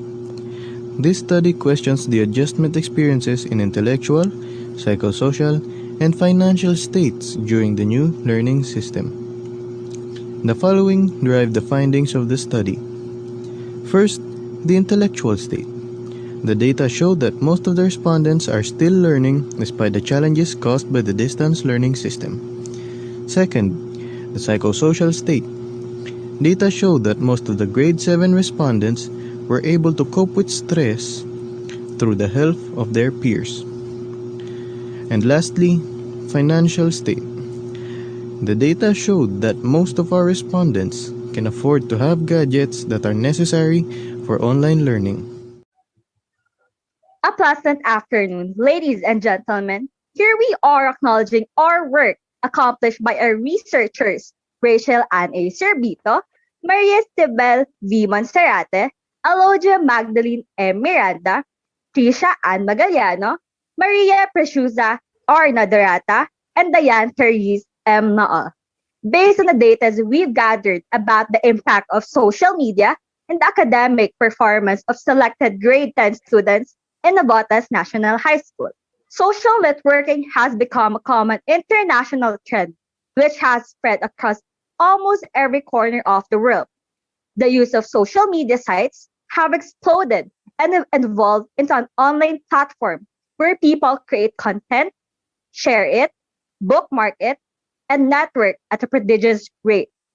According to scientists, social networks are especially dangerous for teenagers as they form a false impression that love and friendship are easy to conquer and as just easy to destroy. Some are supporters of the use of social media. They claim that the latter provide access to knowledge and help students exchange information quickly. Others think that students use social media primarily to communicate about everything except studies, and that they only distract students from the learning process. Statement of the problem. The study aims to identify the impacts of social media in the academic performance of grade 10 students in NNHS. Scientifically, the study would answer to the following question. 1. What is the profile of the student respondents as to age, gender, gadgets personally owned, access on the internet, and hours consumed in social media per day? 2. What is the negative and positive impacts of social media in the academic performance of grade 10 student in NNHS? Methodology. The descriptive method of research with the use of a Likert scale was used in conducting this study. The research instrument of this study is a survey questionnaire in the form of a Likert scale. There were two sets of questionnaires. The first one is the demographic profile, which includes the age, gender, gadgets, access on internet, and hours consumed in social media per day. The researchers modified it to 4 as strongly agree, 3 as agree, 2 as disagree, and 1 as strongly disagree. However, this is for statistical purposes only. Result and discussion. In 14 to 15 years old, with 32 responded with 32%, 16 to 17 years old with 46 respondents with 46%, 18 years old and above, 22 respondents with 22%. In Table 2, gender of the student respondents. Male, we have 35 respondents with 35%. Female, 65 respondents with 65%. In laptop, we have 18 respondents with 18%. Smartphone, 95 respondents with 95%. Tablet, 7 respondents with 7%. Computer desktop, 17 respondents with 17%. Just borrowing or none, 1 respondent with 1%. In Table 4, access on the internet student respondents. In this table, we have the majority of answer is yes, with 88 respondents and 88%. In Table 5, gadgets of the student respondents. Less than 1 hour, with 88 respondents with 8%. More than 1 hour but less than 3 hours, 21 respondents with 21%. More than 3 hours but less than 6 hours, 24 respondents with 24%. More than 6 hours but less than 12 hours, 32 respondents with 32%. More than 12 hours with 15 respondents with 15%. The total of 100 respondents with 100%. For graph number 1, I usually get distracted with social media while studying. The graph showed that most of the students agree with 57%, strongly agree with 25%, disagree with 13%, and strongly disagree with 5%.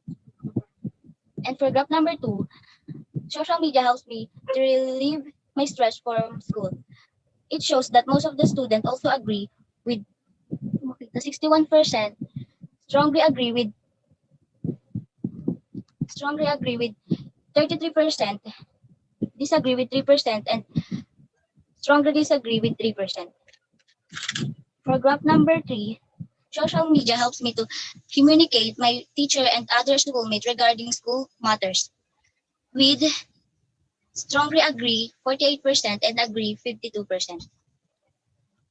For graph number 4, I can get enough sleep after spending time in social media. It shows that most of the students also agree with 54%, strongly agree with 17%, and disagree with 17%, and strongly disagree with 2%. And lastly, for graph number 5, unlike the other graphs, most of the students disagree with 59%, strongly disagree with 12%, agree with 14%, and strongly disagree with 12%.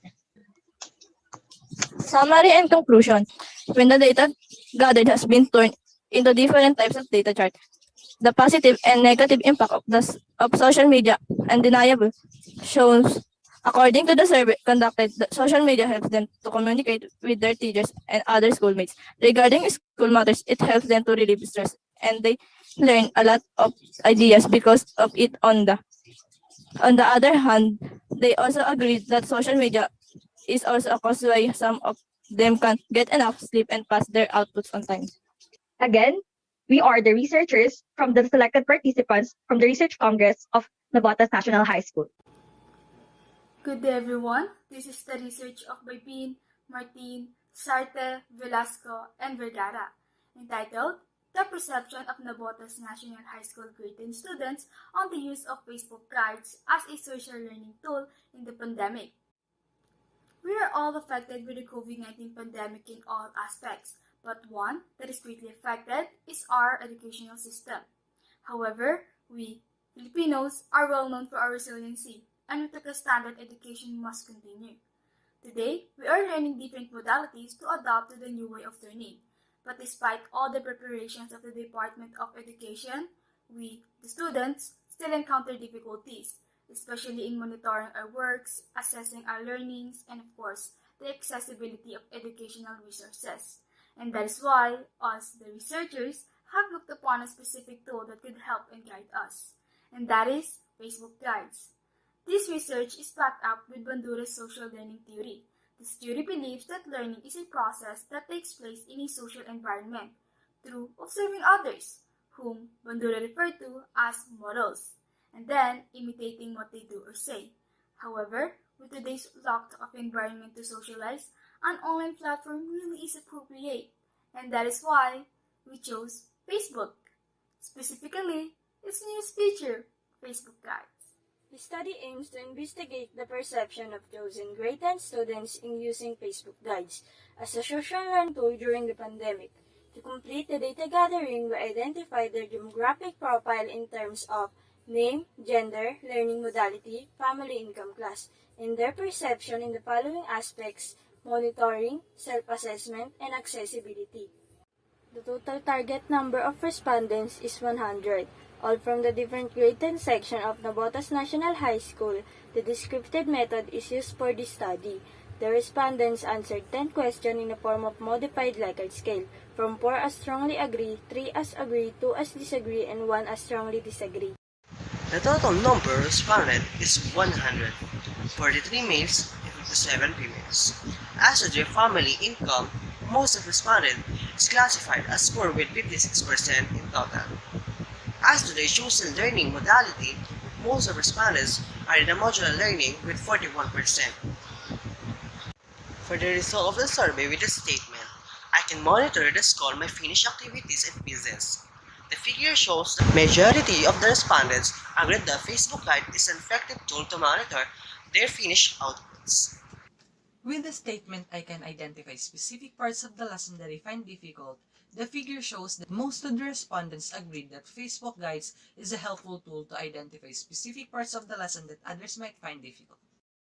With the statement, I can reflect on my learning in each lesson. The figure shows for most of the respondents agree that they can reflect their learning easily using Facebook Guides.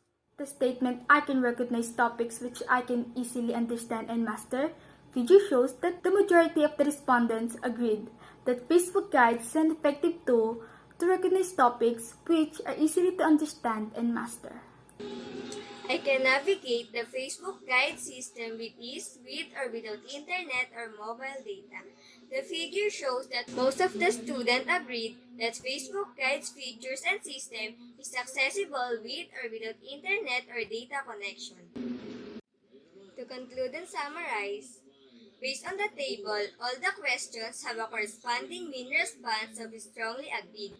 The overall weighted mean is equal to 3.319. This means that the students respondents who participated in the study strongly agreed that the use of Facebook Guides is effective in the following aspects: monitoring, self-assessment, and accessibility. The following recommendations were made after determining the effectiveness of Facebook Guides as a learning tool in this time of pandemic. For the teachers, the students, and the school administration, please make use of the Facebook Guides, for this tool is helpful in posting activities, quizzes, and tasks, lessening the hassle in receiving students' responses, monitoring progress, and to assess oneself, and promoting a new, simple, and accessible social learning tool that the teachers and the students can use. Thank you for listening. Good afternoon, everyone. My name is Daniela B. Rivera. And I'm Mark Ezequiel Balunan. And I'm Jasdel Nathaniel and Florentino. And we're here now to present a research titled Experiences of Senior High School Students During the Online Class and Its Effect on Their Personal Behavior. Introduction. An online class is a course conducted over the internet. It is generally conducted through a learning management system. Since we are in the middle of pandemic right now, there is something called new normal education or learning, or also known as online class, because face-to-face learning is not yet allowed due to pandemic. So, in our research paper, we can see or identify the experiences, perspectives, and effects, whether it is positive or negative effect of this new normal learning to individual students. Statement of the problem. In this part, we are going to know the profile of each respondents as to age, gender, grade, and section, and their experiences and challenges they have encountered during their online class and its effect to their personal behavior.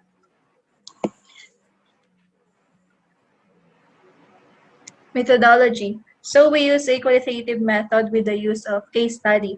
Case study involves an in-depth and detailed examination of a particular issue or topic. We use a we use random selection of 10 senior high school students to answer our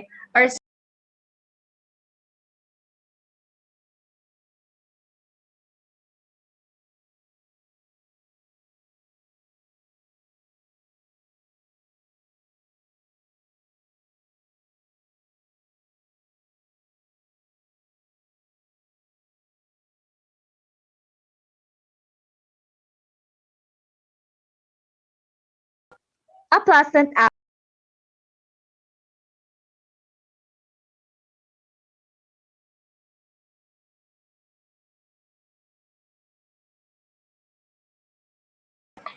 Good afternoon, everyone. My name is Daniela V. Rivera. And I'm Mark Ezekiel Balunan.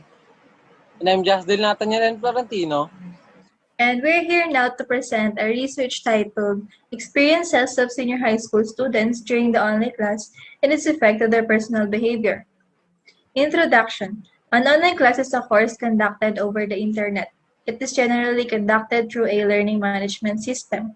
Since we are in the middle of pandemic right now, there is something called new normal education or learning, or also known as online class, because face-to-face learning is not yet allowed due to pandemic.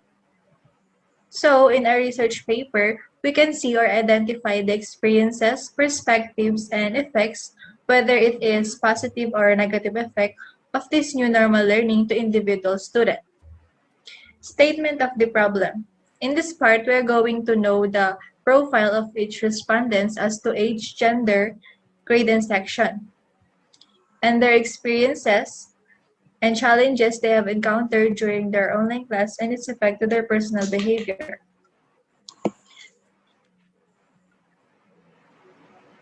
Methodology. So we use a qualitative method with the use of case study. Case study involves an in-depth and detailed examination of a particular issue or topic. We use random selection of 10 senior high school students to answer our survey questionnaire in a qualitative method that has two sets. The first set is demographic profile, which includes the age, gender, year level, and section of each respondent. The second set is four open-ended questions that measure their experiences during online class and its effect to their personal behavior. Results and discussion. The total number of our respondents is 10 senior high school students. As to age, most of the selected students are between 16 to 17 years old, or 50% of our respondents are 16 years old and 50% are 17 years old. As to gender, also 50% are female and the other half are male. And question number 1, what are the challenges that you encountered during the online class? So we all know that poor internet connection is a real problem in our country, and others can't afford to have a Wi-Fi and gadgets, so they're struggling during their online class. And question number 2, what are the positive effects of online class to you? The participants answered that this new learning system taught them to be more independent because they can cope alone the challenges or tasks that were given to them. It also taught them to learn how to manage their time and to be organized. In question number 3, what are the negative effects of online class to you? This pandemic This pandemic really brought us an anxiety and stress, and based on our survey about the negative effect of online class, most participants answered that they couldn't understand the lesson properly because they lose focus and motivation, having a miscommunication with their teachers, and last, they can't handle their time well because of distraction and other responsibilities. In, Lastly, in question number 4, how do your experiences in online class affect your behavior? The answers are divided into three categories. In category of yourself, most participants answered that they can't do their task properly because they do get easily distracted and procrastinate. In category of family, most participants said that be positive because they had more time to bond with their family and it strengthened their relationship with them.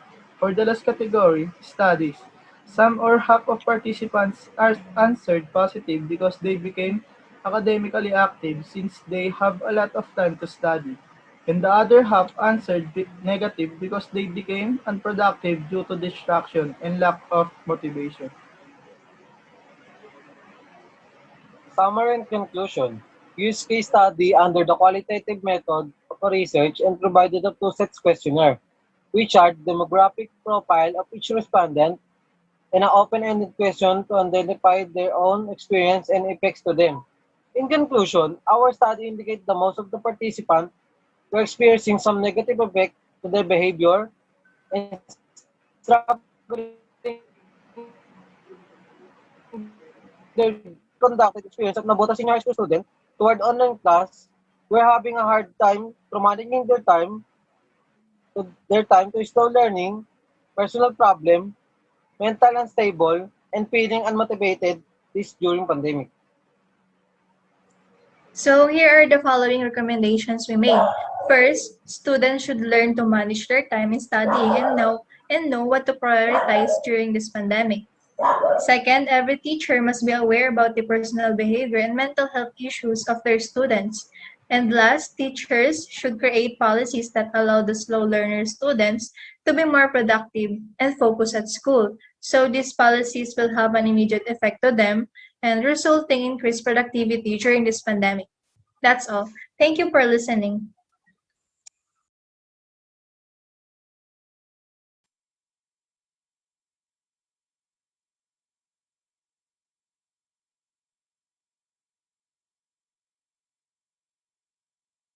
Mental health is human behavior that shows the well-being of a human. It shows how humans express their emotion and feelings. Mental health is an important topic that can be discussed by many people who experience it. Anxiety, mental breakdowns, depression are an example of mental health issue. As the pandemic goes, new learning system was implemented. Many students were enrolled to learn new things from the new normal situation. The new normal situation brings many challenges to the students, especially those students who can't cope up their own problems. Mental health issue of the students grow as of many tasks and duties they must do to pass the standard of the class. Online learning affects everyone from young children to young adults, teachers, and parents. For many students, virtual classes may worsen existing mental health disorders. For others, the impact of the pandemic and online learning can trigger new changes in mental health and mood. Statement of the problem. This study aims to determine the effects of distance learning to the grade 11 student mental health. This study sought to answer the following question. Number 1. What is the profile of the respondent as to age and gender? Number 2. What are the effects of distance learning to the psychological well-being of the student? Number 3. Does online learning offer mental health benefits? The researchers gathered information from 40 senior high school students in Navotas National High School using Google Survey. The answers gathered from the survey was computed using descriptive statistics. The analysis of the survey results determine how distance learning affects the mental health of the students. Result and discussion. As we can see on our question number 5 pie graph, 38% answered agree, which is the highest. Second, 31% answered agree. Third, 28% answered disagree. And the remaining 3% answered strongly disagree. As you can see in the pie graph of question number 12, 45% of the respondents said that they strongly agree to the situation. 47% said that they agree to this, while the remaining 8% said that they disagree to the situation.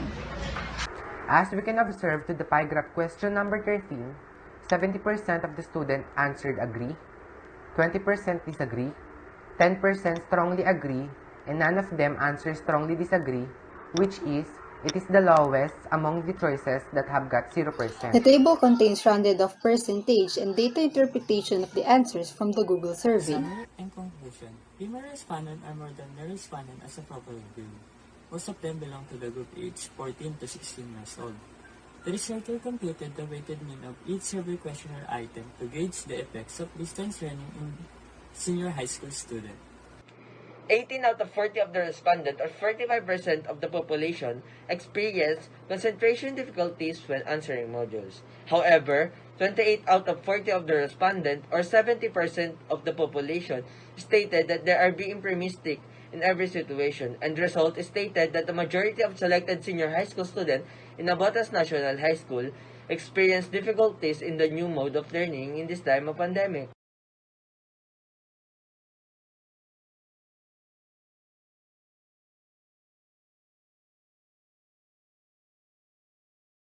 Hi everyone, we are the researchers from grade 11 STEM. We are here to present a PowerPoint regarding our research entitled NNHS Students' Perceptions and Experiences of Anxiety in a Modified Modular Distance Learning. To express our views in clearer manner, we created a visual presentation that will help you understand what our study is all about. Introduction. The coronavirus disease or COVID-19 took over the world and caused a lot of anxiety in a community, and it greatly affects the education sector. Modular distance learning is a kind of distance learning that uses modules and was the most preferred type of learning modality by the students and parents. A lot of students are having a hard time answering their modules, and a large number do not submit answers on the time because of many problems including self-discipline, lack of focus, lack of resources, and etc. Students are now dealing with a lot of stress and anxiety with modular distance learning. They are having problems with their mental health and time management. This study aims to determine the perceptions and experiences of anxiety among selected NNHS students in a modified modular distance learning. This study sought to answer the following questions. 1. What is the profile of the student respondents in terms of the following: age, gender, and grade level? 2. What are the causes and effects of anxiety to students in a modified modular distance learning? 3. How do students cope with anxiety? Methodology. The researchers used the descriptive method with the questionnaire as the major tool in the gathering of data. The questionnaire was designed by the researcher according to the specific problems of the study. The target respondents were 100 students of Navotas National High School. Result and discussion. Profile of the student respondents according to age. The data on the students' respondents' age profile shows that 38% belong to the age bracket of 11 years old to 13 years old. 29% belong to the next bracket of 14 years old to 16 years old, and 33% will belong in the next bracket, which is the oldest bracket, 17 years old to 19 years old. According to gender, the distribution of students' respondents as to gender profile, 38% of the student respondents were male, and 62% are female. The foregoing data prove that the most of the respondents are female. According to grade level, there are 28% student respondents who are in grade 7, 11% student respondents who are in grade 8, 4% student respondents who are in grade 9, 5% student respondents who are in grade 10, and 52% student respondents who are in grade 11. In general, most of the respondents are from grade 11.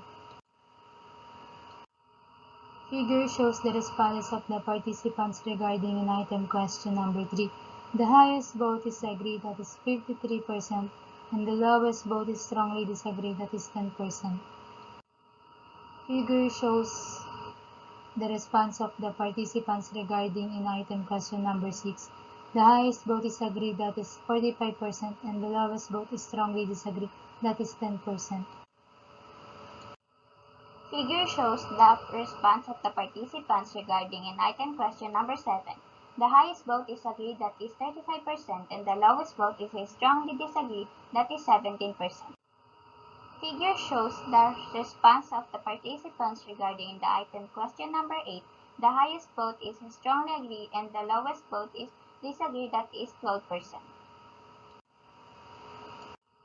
This study was conducted to selected students of Navotas National High School. The respondents are served a 15-item survey questionnaire that geared towards the perceptions and experiences of anxiety in a modular distance learning. This study has explored students' perceptions and experiences of anxiety in a modified modular distance learning. This contributed to an increased understanding of how these emotions is manifested and how it affects learners in these environments. Results reveals that anxiety was a commonly experienced emotion among learners and stemmed from the uncertainty involved in working in such contexts. Creating a supportive social and emotional climate was perceived as important in helping alleviate feelings of anxiety in a learner.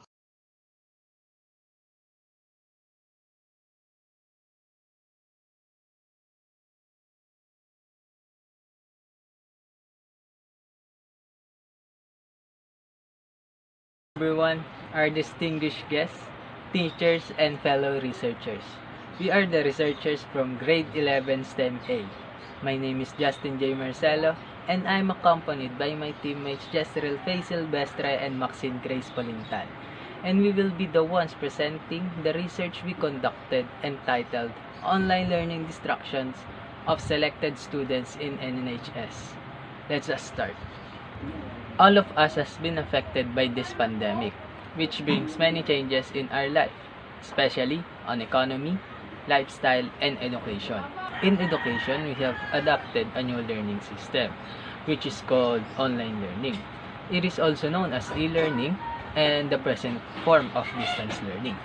This is the most reliable and safest way to educate and to continue studying. This new system causes both positive and negative effect to the livelihood of the educators and learners. But online learning needs additional material such as gadgets and internet. Unfortunately, not all people in the Philippines have the ability to acquire and or to afford gadgets and to access the internet. Students under distance learning are exposed to more distractions than in face-to-face classes, situations that affects their academic performance according to study. The low percentage of completion of this type of educational program seems to confirm this study.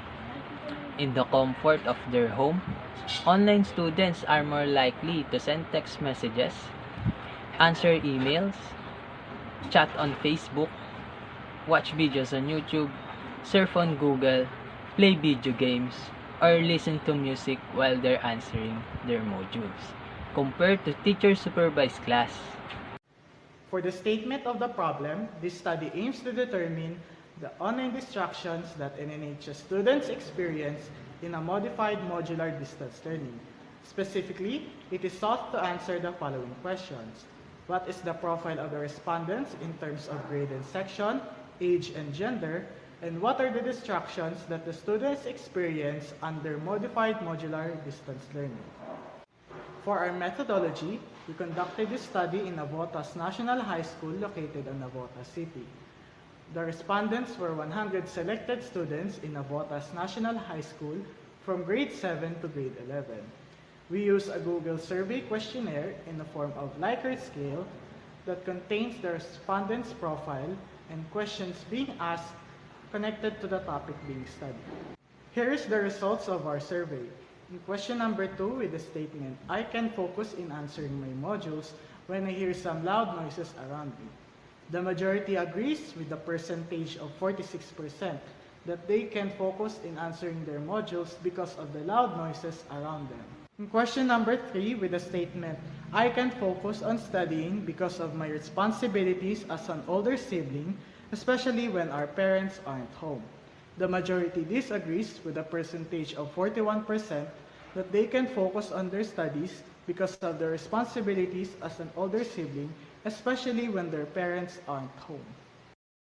In question number 4 with the statement, hearing my parents fight affects me as a person and my productivity also, especially in doing my responsibility as a student, the majority agrees with a percentage of 42% that their parents fight affects them as a person and their productivity in doing their responsibility as a student.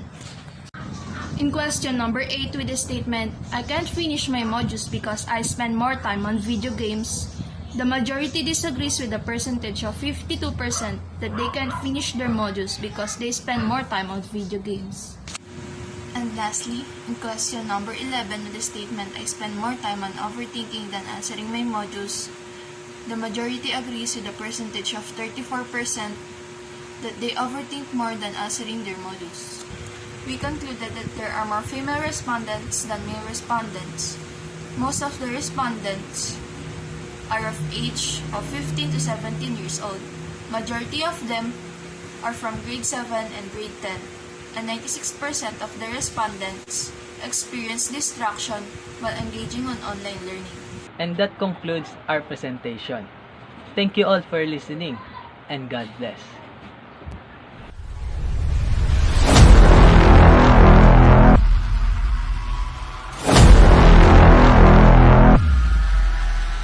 Huwag natin sayangin ang panahon na patunayan na kahit tayo nasa pandemiko ay kaya natin gawin ang research.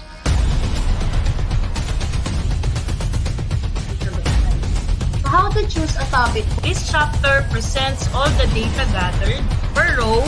The last one, we have recommendations from Group 4. Continue the legacy and advocacy of Navotas National High School because you accepted the challenge.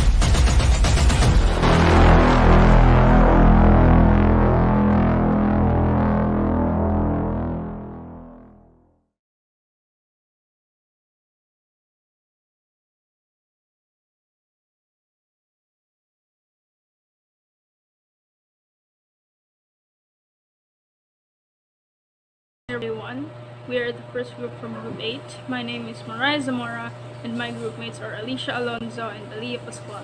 And our research topic is about factors associated with students' absenteeism in Nevada's National High School during this new normal.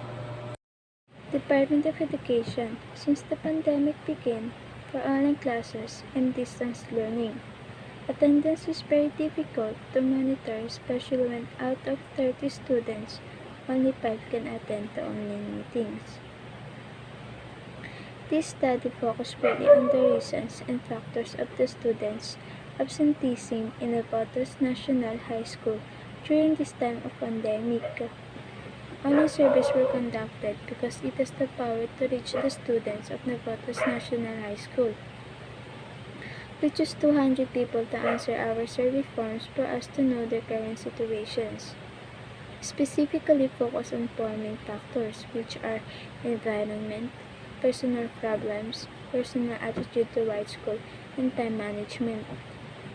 Results show that personal problems, attitude towards school, and environment least affected students' absences. Based on the findings, only 20.9% of the respondents submitted their modules hours after receiving it, while 71.9% of the respondents said that it takes them a couple of days to 2 weeks to finish one task alone. Although majority of the respondents are able to rest well and make up on time, accomplishing their modular tasks is still a struggle to them. The students were not able to attend their classes mainly due to the struggle with time management. If intervention and encouragement are given to them, students can be helped to avoid absenteeism. That is the summary of our research. Once again, we are the first grade 8 group. Thank you so much for listening to our presentation. Good afternoon, researchers and professors. We wish to present to you our research paper on the perspective of select grade 8 students in regards to distance learning by Elijah Gabriel A. Ismael, Christina Hannah Garcia, and Rian Faye Sison. Our study is to enlighten all listeners and readers about the current situation the majority of the students are in. We will read an overview of the study, including its major findings.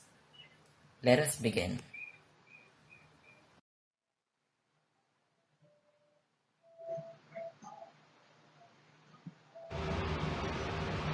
Online learning in today's time has been implemented into the everyday life of hardworking students, creating ways to learn different curricula at a distance. It benefits some and inevitably discourages others.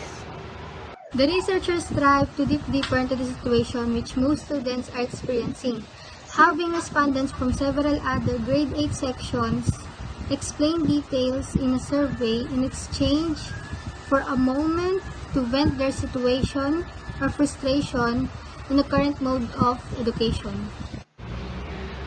45 respondents were gathered, and the result of survey may assist in resolving the problem that is the inactivity of students due to certain circumstances. In conclusion, the researchers saw that most of the respondents were inactive students, and most were at some point discouraged from taking classes.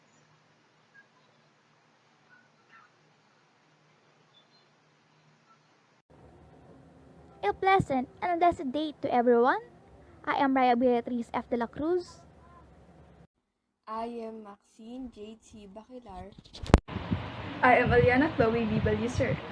I am Cheryl Jean J. Fernandez. And today, we will be discussing the research you have done regarding the knowledge, attitudes, and perceptions of selected students from Navotas National High School towards the implementation of sex education. The dissemination of knowledge about bodily growth, sex, sexuality, and relationships, as well as the development of skills to assist young people in addressing values and attitudes about those topics and learning the skills needed to manage relationships and regulate one's sexual well-being is referred to as sex education. Due to the rising incidence of the immunodeficiency virus in the Philippines, the implementation of sex education is considered as one of the solutions to address the problem. Methodology. This chapter focuses on the description of how the study was carried out by the researcher, and this includes research design, respondents of the study, research instrument, construction and validation of instrument, data gathering procedure, statistical treatment of data, and data analysis. The researcher will use survey research design, which investigates the universe of phenomena by selecting samples from the population to discover the relative incidence, distribution, and interrelations of variables. Respondents of this study. The respondents of this study were 13 students per grade level with the sum total of 52 students. In this table, you can see the distribution of respondents by grade level. Instrument. A questionnaire checklist was the major tool in the gathering of data for this study. Therefore, the researchers decided to identify the level of readiness once this topic is included in the curriculum.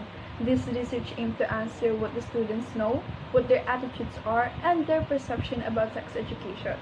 This is to understand the knowledge of students and how ready students are if ever this sex education is going to be part of the curriculum. The researchers also want to know what possible problems could be encountered, and are students even in favor of the implementation of sex education. The researchers concluded the selected NNHS students are ready for the possible outcome of sex education in the curriculum, although there are some absence in planning and evaluating processes on how they feel and how they act. The researchers' views indicated that the selected NNHS students were in favor of this program. This implementation will lead to possible intense programs that is highly suggested by the students.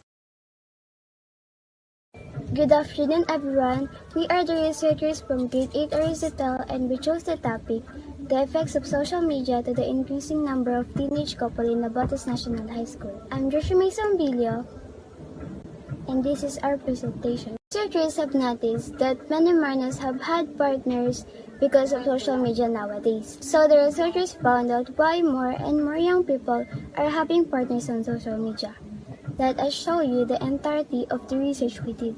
Many NNHS students are now having relationships on social media due to quarantine.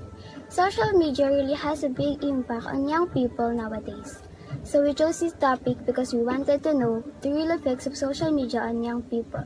On the other hand, the researchers wanted to know their opinion on the increasing number of young people having partners and only met on social media, and why they engage into relationship at a young age. Selected NNHS students answered the research survey using Google Forms.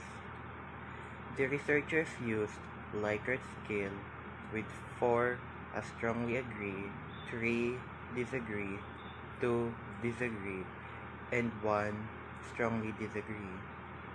Using survey, they can easily answer the survey anytime they want.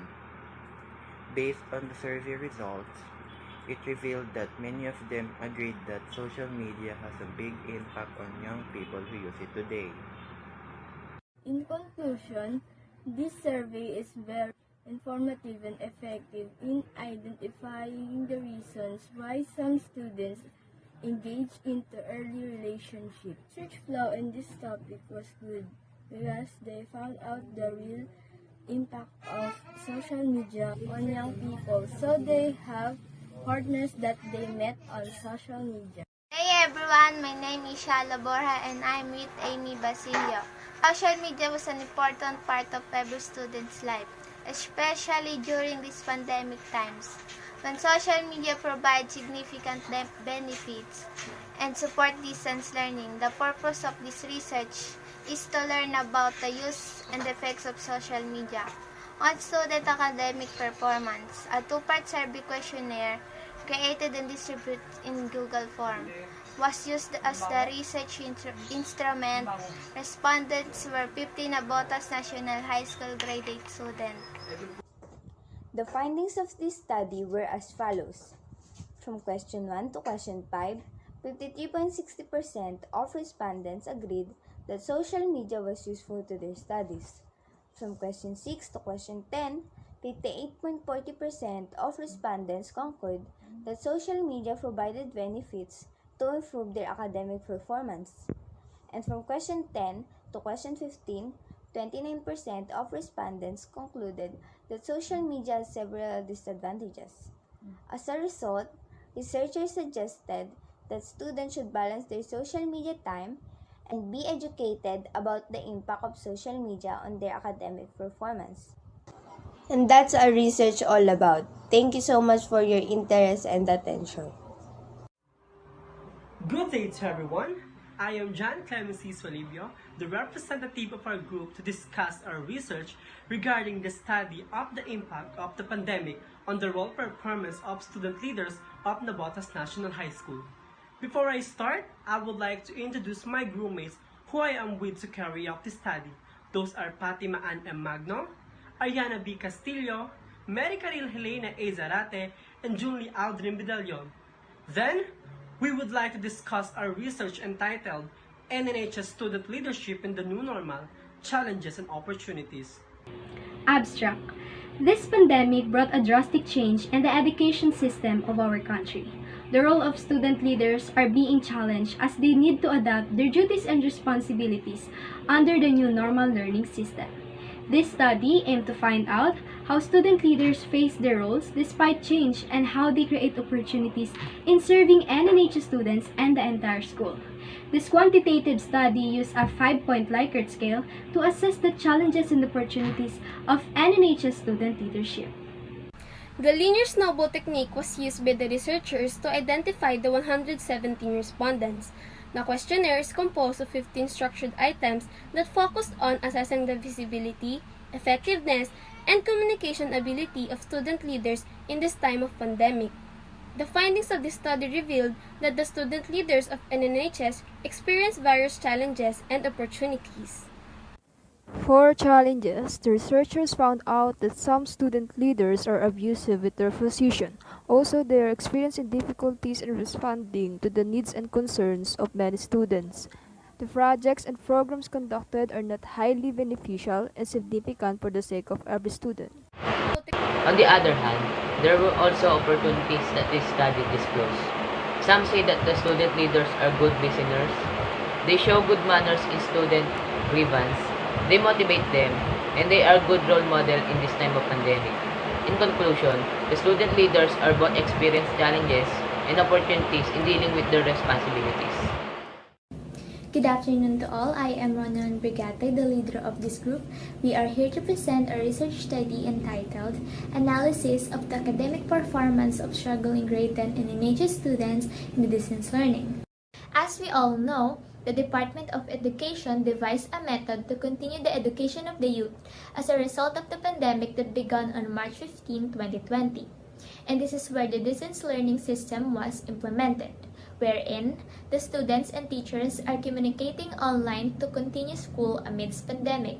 We conducted this study for us to know the students' incapability, struggles, and for the other students who suffering mentally and physically to being independent learners in academic due to pandemic. This research is also to find answer if the new created mode of learning system during pandemic is really fulfilled and effective for the students. The students are struggling and having trouble in answering their tasks because we notice that we have a lot of problems like unstable internet connection, concentration difficulties because most of the students don't have a room or place to study so they can focus properly because of the loud noises around them. And also responsibilities at home. A lot of students are also experiencing mental health issues like anxiety and depression because of the deadlines, too much tasks, and personal problems. Therefore, as researchers gather respondents from grade 10 students to collect informations and their point of view, we use quantitative method using Google Form for our online questionnaire. We distributed it using the technique called the snowball sampling method, wherein one of our members will send the questionnaire to one student to answer. Then after, the student will send it only to her friends or classmates that are from NNHS, then so on and so forth. In the survey we researchers did, we gathered 55 responses from grade 10 respondents from NNHS. Researchers had a difficult time reaching out to additional students because the opportunity to answer our survey was limited. The number of female respondents is bigger than the male respondents. Most of them are aged 15 to 16 years old. And in terms of the sections, we gathered responses from grade 10 students, particularly those who had been inactive in academics. And based on our findings, the total weighted mean of the Likert scale is 2.80%, which is equivalent to agree and verbal interpretation, indicating that the selected students still struggle with distance learning. According to the results, the participant of the study finds the online and distance learning very tough and exhausting. The students get distracted easily due to the neglection of their feelings, space, and time to the process. Due to these issues, their capability to learn and to keep up with the lessons are affected. Students are having a hard time to adjust, and because of the lack of schedule, they can't perform well unlike before in face-to-face classes. Good day, everyone. I'm Alexa Monique M. Polintan, together with Elaine Ishin S. Mendoza and Isa Marie R. de Melanta, and we are the presenter of our research entitled The Effects of Time Management in Distance Learning Towards the Academic Performance of Selected NNHS Grade 10 Students. Having time management during face-to-face classes is really hard. And due to the pandemic, the education system shifted to a new normal system called blended learning modality. And due to the new learning modality, researchers derived to the topic which is time management. Time management is defined as an activity where an individual breaks his or her tasks to maximize their time. Researchers conducted a survey with two parts. The first part is a profile of the respondents, which contains their personal information, and the second part is a 15-item Likert scale that helps the researchers in assessing the respondents about a given topic. The researchers proceed to the analysis of the data obtained from the survey form with 55 respondents over 974 officially enrolled graded students. Based on the consolidated results of the survey, it shows that most of the students agreed that having time management is helpful in getting good grades despite of the new learning modality. The researchers derived a conclusion that time management is really helpful in getting good grades in the midst of a new learning system. Students have their time balanced for studying and leisure despite the distractions in their environment. Thank you and have a nice day. Good day, everyone. Good day, everyone. We are the researchers from Grade 10 Section Ps, and our research is entitled The Effects of School-Related Media and Websites in Academic Performance of Selected Grade 10 NNHS Students. Now, almost everyone has access to internet as technology has been widely developed and almost used in everything, including media and websites, as a way of e-learning. Some school-related media and websites like Grammarly, Brainly, DepEdTV, and other educational-based media and websites are being used as a learning tool in the present that helps students to cope with their academic challenges. We could say that school-related media and websites gives an effective assistance and benefit to the students as long as there are students who is making progress in their learning experiences. The researchers chose 100 grade 10 learners from different sections that are randomly selected using a random sampling procedure, and they were used as respondents for the research. A survey questionnaire in a form of a Likert scale was used for assessing responses of the students' viewpoint about the topic for the conducted study. We use Google Form. It is an online platform that we use to disseminate our survey questionnaire. In this way, we could still connect to our students and hear their viewpoint about the study. The results conclude that there are indeed effective learning tools for enhancing students' academic performance. To sum it up, school-related media and websites give useful assistance for gaining knowledge and learning that are relevant for the progress of their abilities. It is highly recommended for using school-related media and websites as an instrument for developing students' competency and improvement. Good afternoon, everyone. I'm Vincent Bitagsip, together with Maria Ina Cruzana, Via Shelosi Nabas, Arabel Det and Francisco, and Epiphany M. Valdez. We are the researchers from Grade 10 Maturity. Our study is focused on the mental health of NNHS Grade 10 students with the title, The Impact of Distance Learning to the Mental Health of NNHS Grade 10 Students. We conducted this research because we want everyone to be aware of this timely issue in order to demonstrate the position of students in distance learning and to consider what can be done to help them perform better.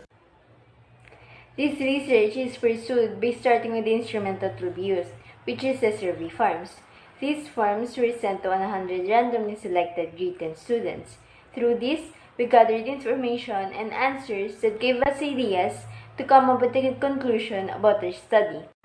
Based on the results, most of the respondents were females. Almost all of the respondents belong to the age range of 15 to 16. In terms of the academic achievement, during the first quarter, the majority of them received with honors, while in the second quarter, the majority of them received with high honors.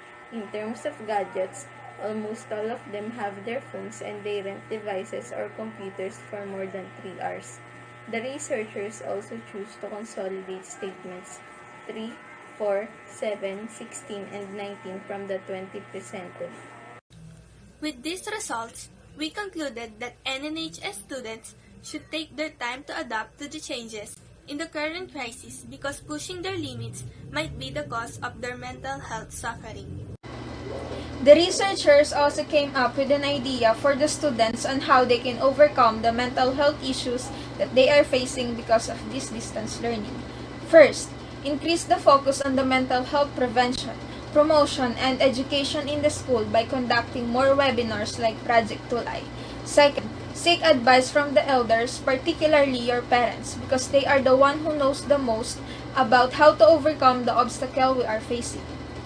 Again, we are the researchers from Grade 10 Maturity. Thank you. A good day to all of us. I'm Alexis Pito Repiel. And Gilbert Solis. And we are presenting our research entitled Challenges Faced by Napoteño Families During the Quarantine Period. Abstract. The COVID-19 pandemic is the second pandemic of the 21st century. Despite previous experiences with this type of disaster, the world has yet to become accustomed to these life-altering events. Since the pandemic, many individuals encountered numerous obstacles, including the increasing cases around the world, and to curb these rising numbers, the government implemented the lockdown, which requires people to stay in their homes in order to avoid the virus. This phenomenological study is a qualitative research which describes the experiences of the Napoteño families during the quarantine period. The research instrument that is used is a two-part survey questionnaire, which was created in Google Forms. The first part asks for the demographic profile that includes the name, age, gender, and occupation, while the second part asks how the lockdown affected their work and lifestyle. This research surveyed 10 residents of Kapitbayan, Bangu Street, and Bibes, Kaunlaran, Nabota City, who are randomly selected from the target population. The researcher found that some participants' job and lifestyles were changed as a result of the lockdown, while others had their house cut and others struggled to meet their necessities because the lockdown provided them with little to no opportunity to get these needed supplies. There were, however, individuals who saw no change in their lifestyle and a few who merely encountered boredom. That is all for our abstract, and thank you for listening. Good day to everyone, our distinguished guests, teachers, and fellow researchers. We are the researchers from grade 11 STEM 8. The researchers are Derek Elifan, Carl Bautista, Nicolas Cerboles, and I will be the one presenting the abstract of our research we conducted entitled Exploring Cramming, Behaviors, Beliefs, and Learning of Senior High School Students in a Modified Modular Distance Learning. Let us start. Abstract. In education, cramming is the practice of working intensively to absorb large volumes of information in short amounts of time. It is often done by students in preparation for upcoming exams, especially just before they are due. This study assessed the questions of defining and measuring cramming study strategy of senior high school students under modified modular distance learning. Skills were developed to assess A. Beliefs of students about cramming as a study strategy. B. Behavior of students when they cram in finishing the modules. Several research questions about cramming were addressed, including A.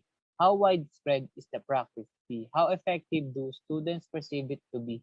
C. How effective is it actually, both in the short and long term? And D. There are retention of lessons learned for every module using cramming as a study strategy. The researcher randomly chose 38 grade 11 students and asked them to answer the Google survey questionnaire in a form of Likert scale. The results indicated the negative effects of cramming to the student respondents because of its effect in doing a habit of short-term acquisition of knowledge. Students were finishing the modules without really understanding the contents and learning competency to be mastered. True cramming has been a widespread study strategy. Students still believe that it causes them to be less productive and may result in possible mental issues. And this is the abstract of our study about negative effects of cramming. Thank you for listening and God bless.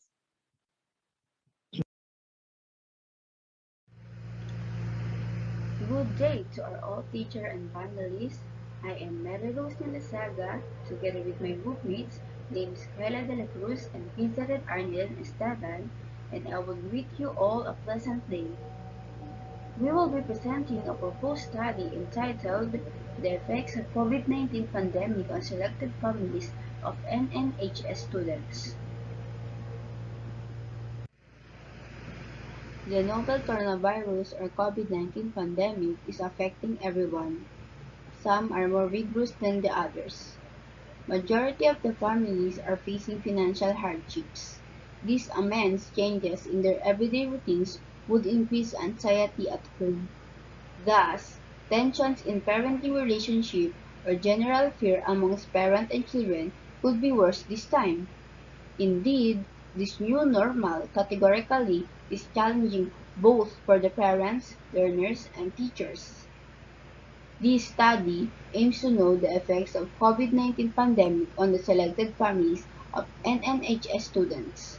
The researchers conducted an electronic survey to selected 51 families in NNHS. The study made use of descriptive method of research. It shows that majority of the respondents were affected by the pandemic. Hence, the general effect is that most families struggle in providing food for their family. This study classifies 51 NNHS student families have experienced the effects of COVID-19 pandemic.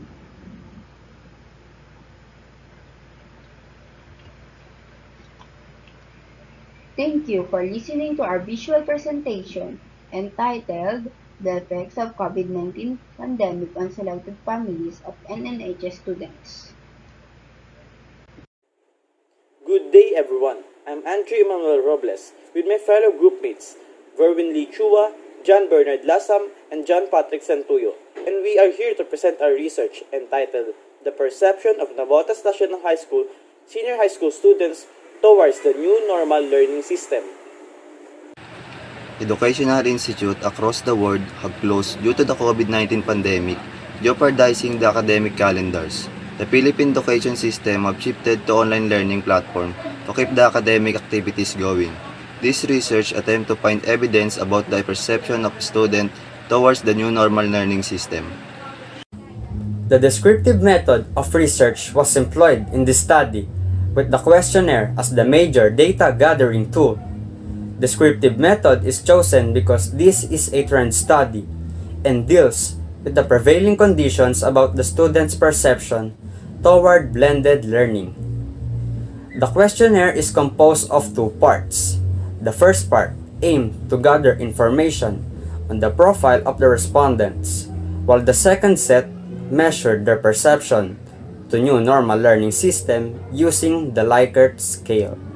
In findings of our study, 34 selected grade 11 students in Navotas National High School were used as respondent in this study. Based from the survey question 6, I believe that learning face-to-face is more motivating than distance learning, attained the highest weighted mean of 3.73. While question number 10, I understand the lesson better in the new learning system, obtained the lowest weighted mean of 1.88.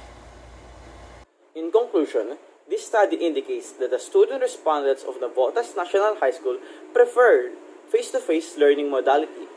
The results also showed the students' negative attitudes towards the new normal learning system. And that is the end of our research. Thank you for listening.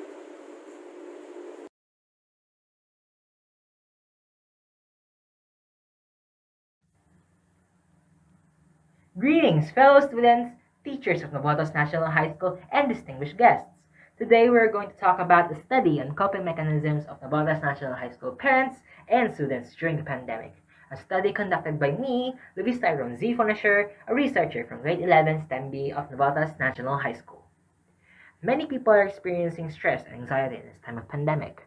With simple activities such as light exercises or starting a new hobbies that can be done at home, the psychological stress that the pandemic brought has now been reduced to a significant amount, and people are becoming more healthy in order to fight the virus in case of being infected.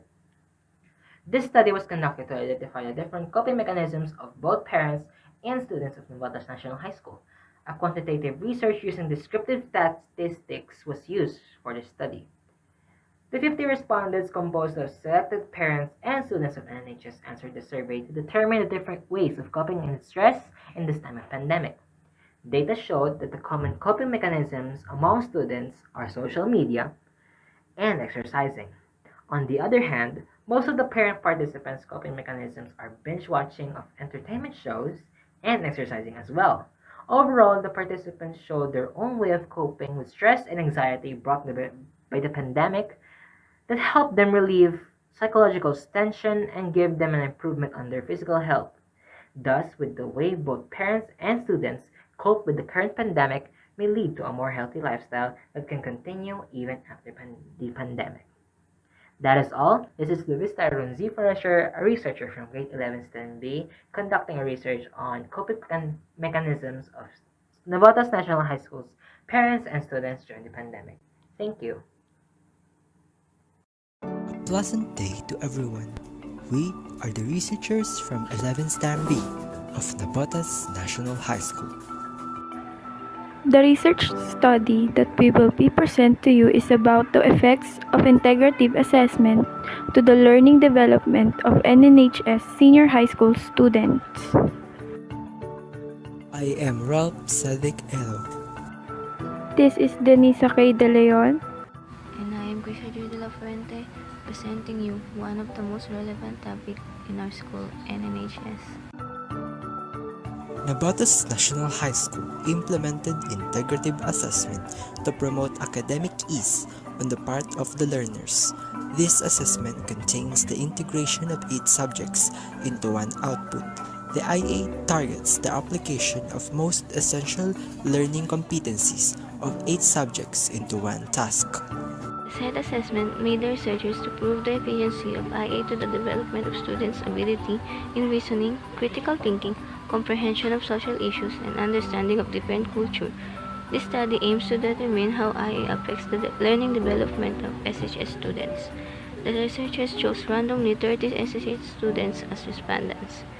Quantitative method using descriptive statistics was employed, though some respondents disagreed that completing IA would not help them adjust to their overlapping personal and academic tasks.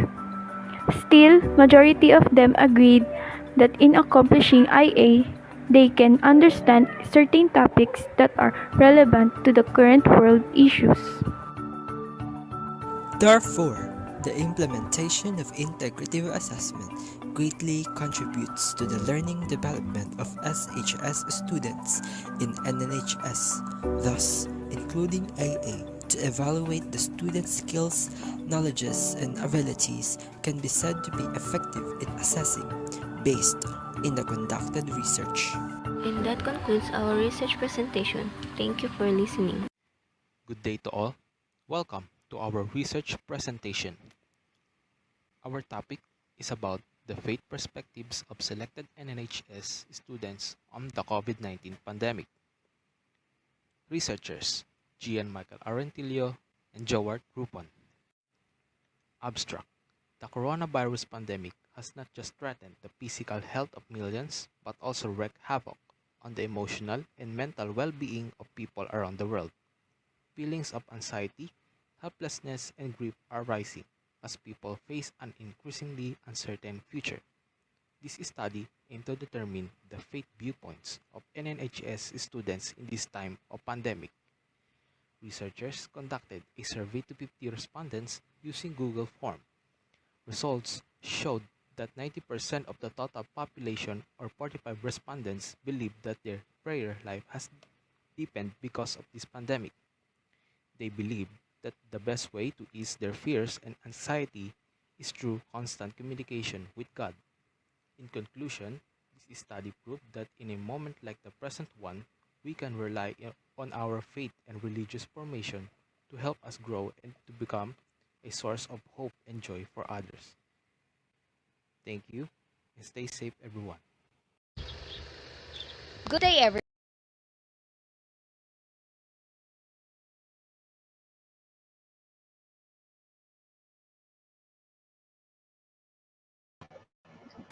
All Okay. right.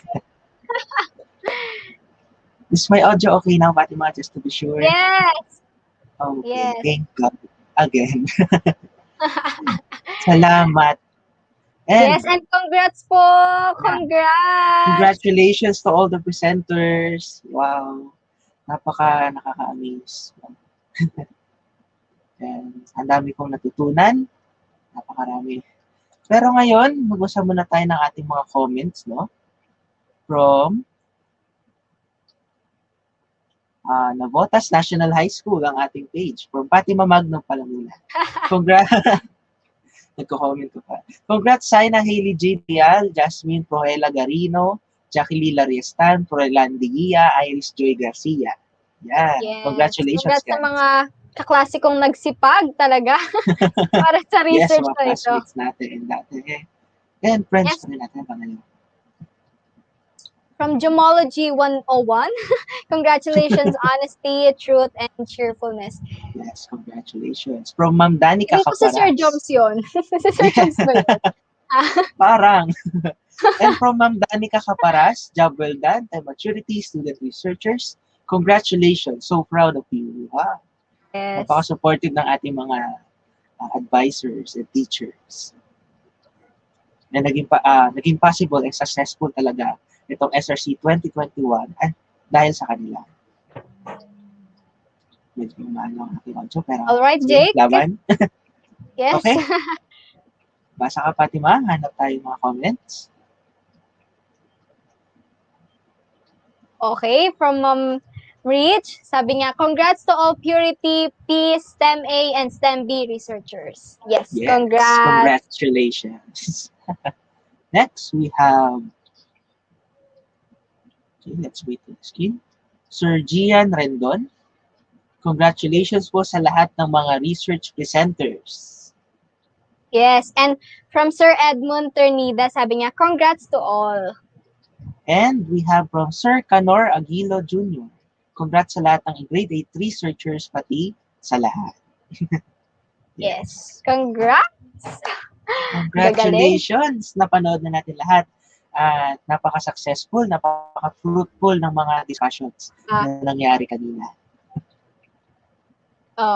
From the Botas National High School, shoutout sa mga nagsabi na nahirapan sila sa RRL. Job well done. With heart emoji and congrats!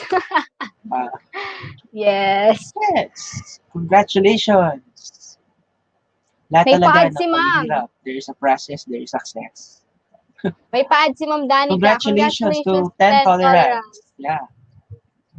Worth it lahat ng pagod. Worth it. With Purple Heart. Yes. Yes, worth it talaga. Dahil ito talaga yung araw na makikita talaga natin lahat ng resulta ng kanilang research, sleepless night, kung ano pang ginawa. Alright, Jake, are you there? Pwede na natin tawagin ng ating panelists? Okay. Pwede na. Audio ko ba? Okay ulit? Kasi sa akin. Yes, okay lang. Go. Let's continue. So at this part, may we call on our panelists to give their evaluations for this year's Congress. Yes, and we will start with our first panelist, Ms. Juris De Mesa, our NNHS Research Coordinator and ESP Department Head. Good afternoon, ma'am. Yes, good afternoon. Good afternoon, Jake. Good afternoon, Fatima. Thank you for the wonderful introduction. Good afternoon, everyone.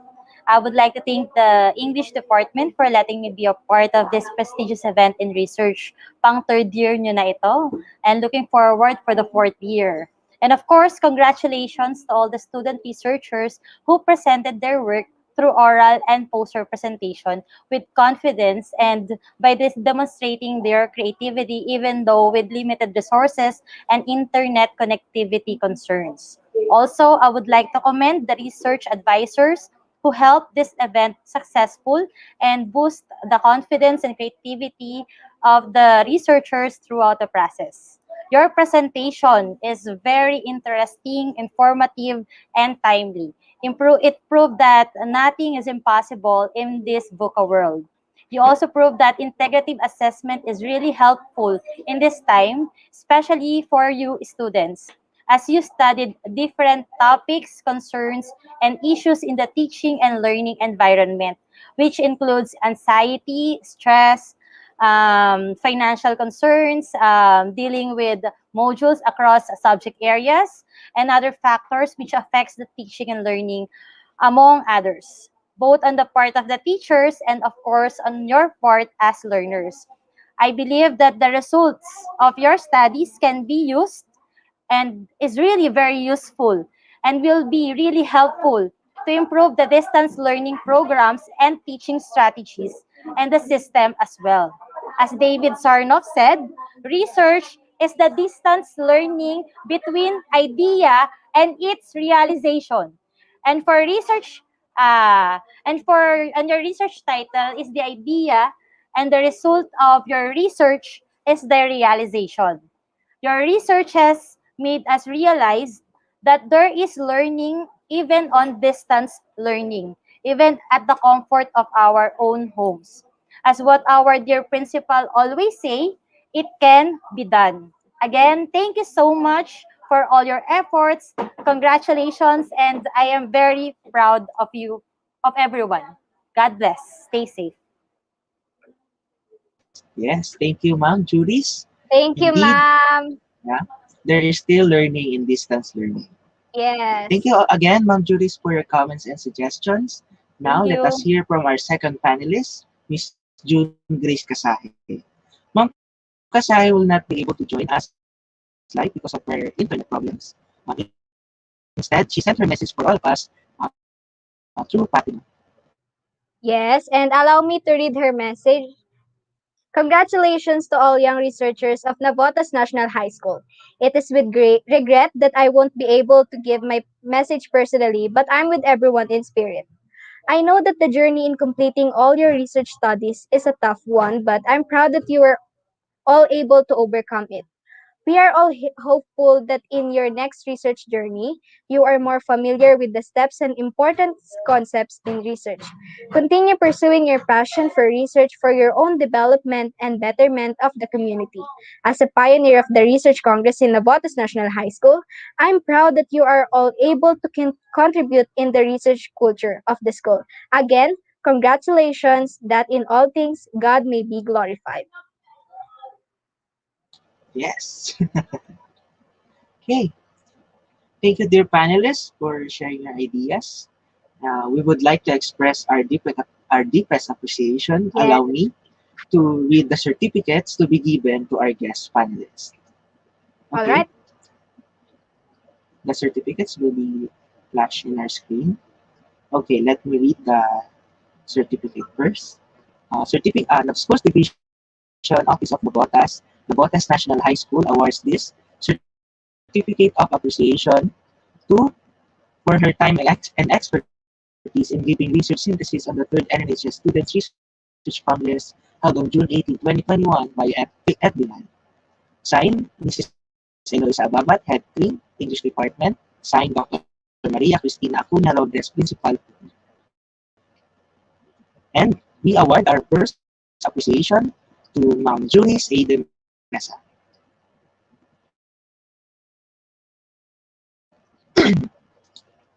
Next, to Ma'am June Grace S. Kasahe. Thank you very much for sharing your suggestions Yes, and thank you comments so for much us po. to have a more successful research congress next year. Yes. Next, Fatima. And to our researchers, that was full of ideas, learnings, and of course, success. And to honor your dedication, let us award the certificates for sharing your time and giving us your undying efforts to make the SRC 2021 a success. The certificates will be presented through an audiovisual presentation. That's it.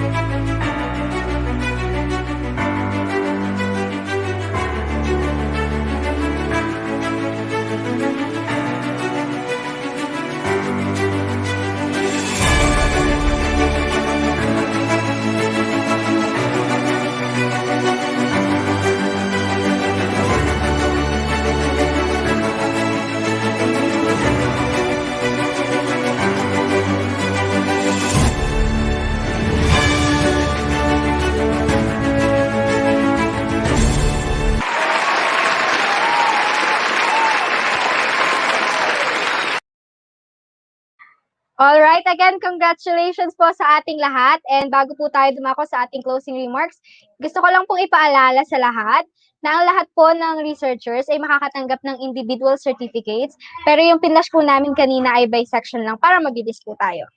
Alright? And now, to give us the closing remarks, let us welcome the very supportive and loving English Department Head, Mrs. Eloisa A. Ababat. Let's give her a round of applause.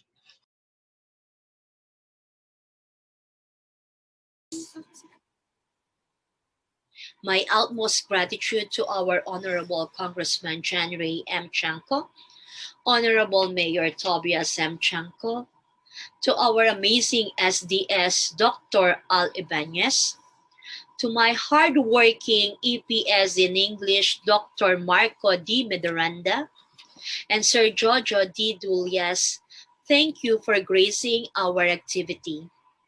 Acknowledgement is given also to my fellow head teachers,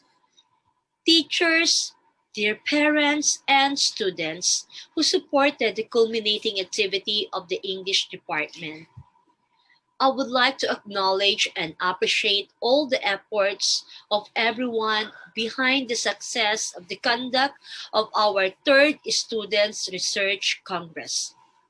To our beloved Principal Dr. Maria A. Robles, thank you for your unwavering commitment to promoting the importance of research, especially during these very challenging times. Indeed, COVID-19 will not hamper us to continue the culture of research in Navotas National High School. I believe this year's theme, Bridging Learning Gaps in the New Normal Through Research on Integrative Assessment, is appropriate and relevant as we navigate through and fight against the challenges in education amidst the pandemic. Congratulations to our students researchers from grade 8, 10, and 11 for your comprehensive presentation. Rest assured that we're going to utilize the result and recommendation of your research so we could determine the methods that we're going to employ for our learning continuity plan that will best serve our dearest learners' interests in these trying times.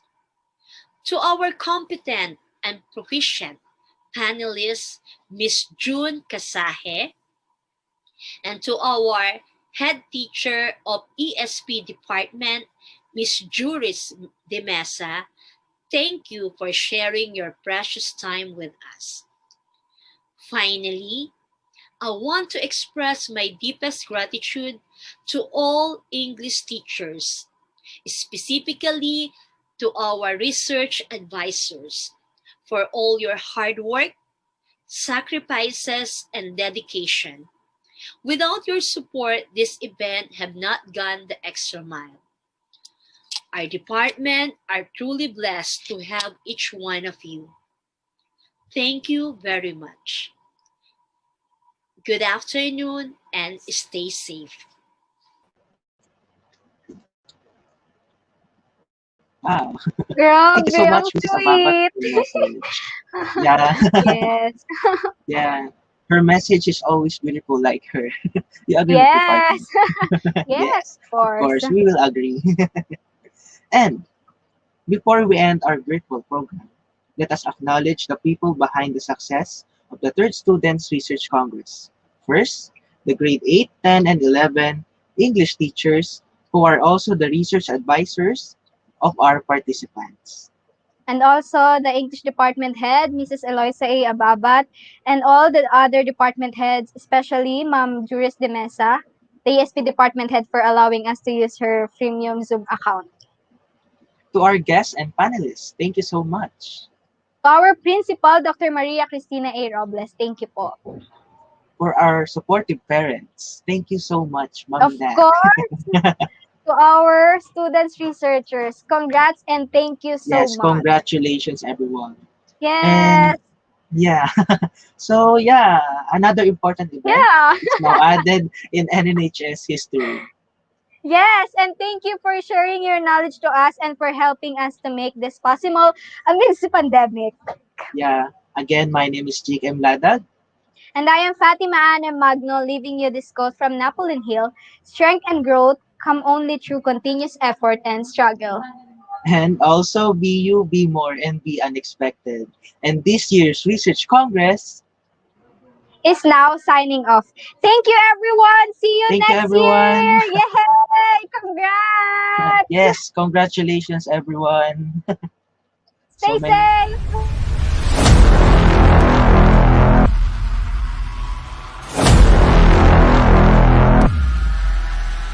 Huwag natin sayangin ang panahon ng patunayan na kahit tayo ay nasa pandemiko ay kaya natin gawin ang research.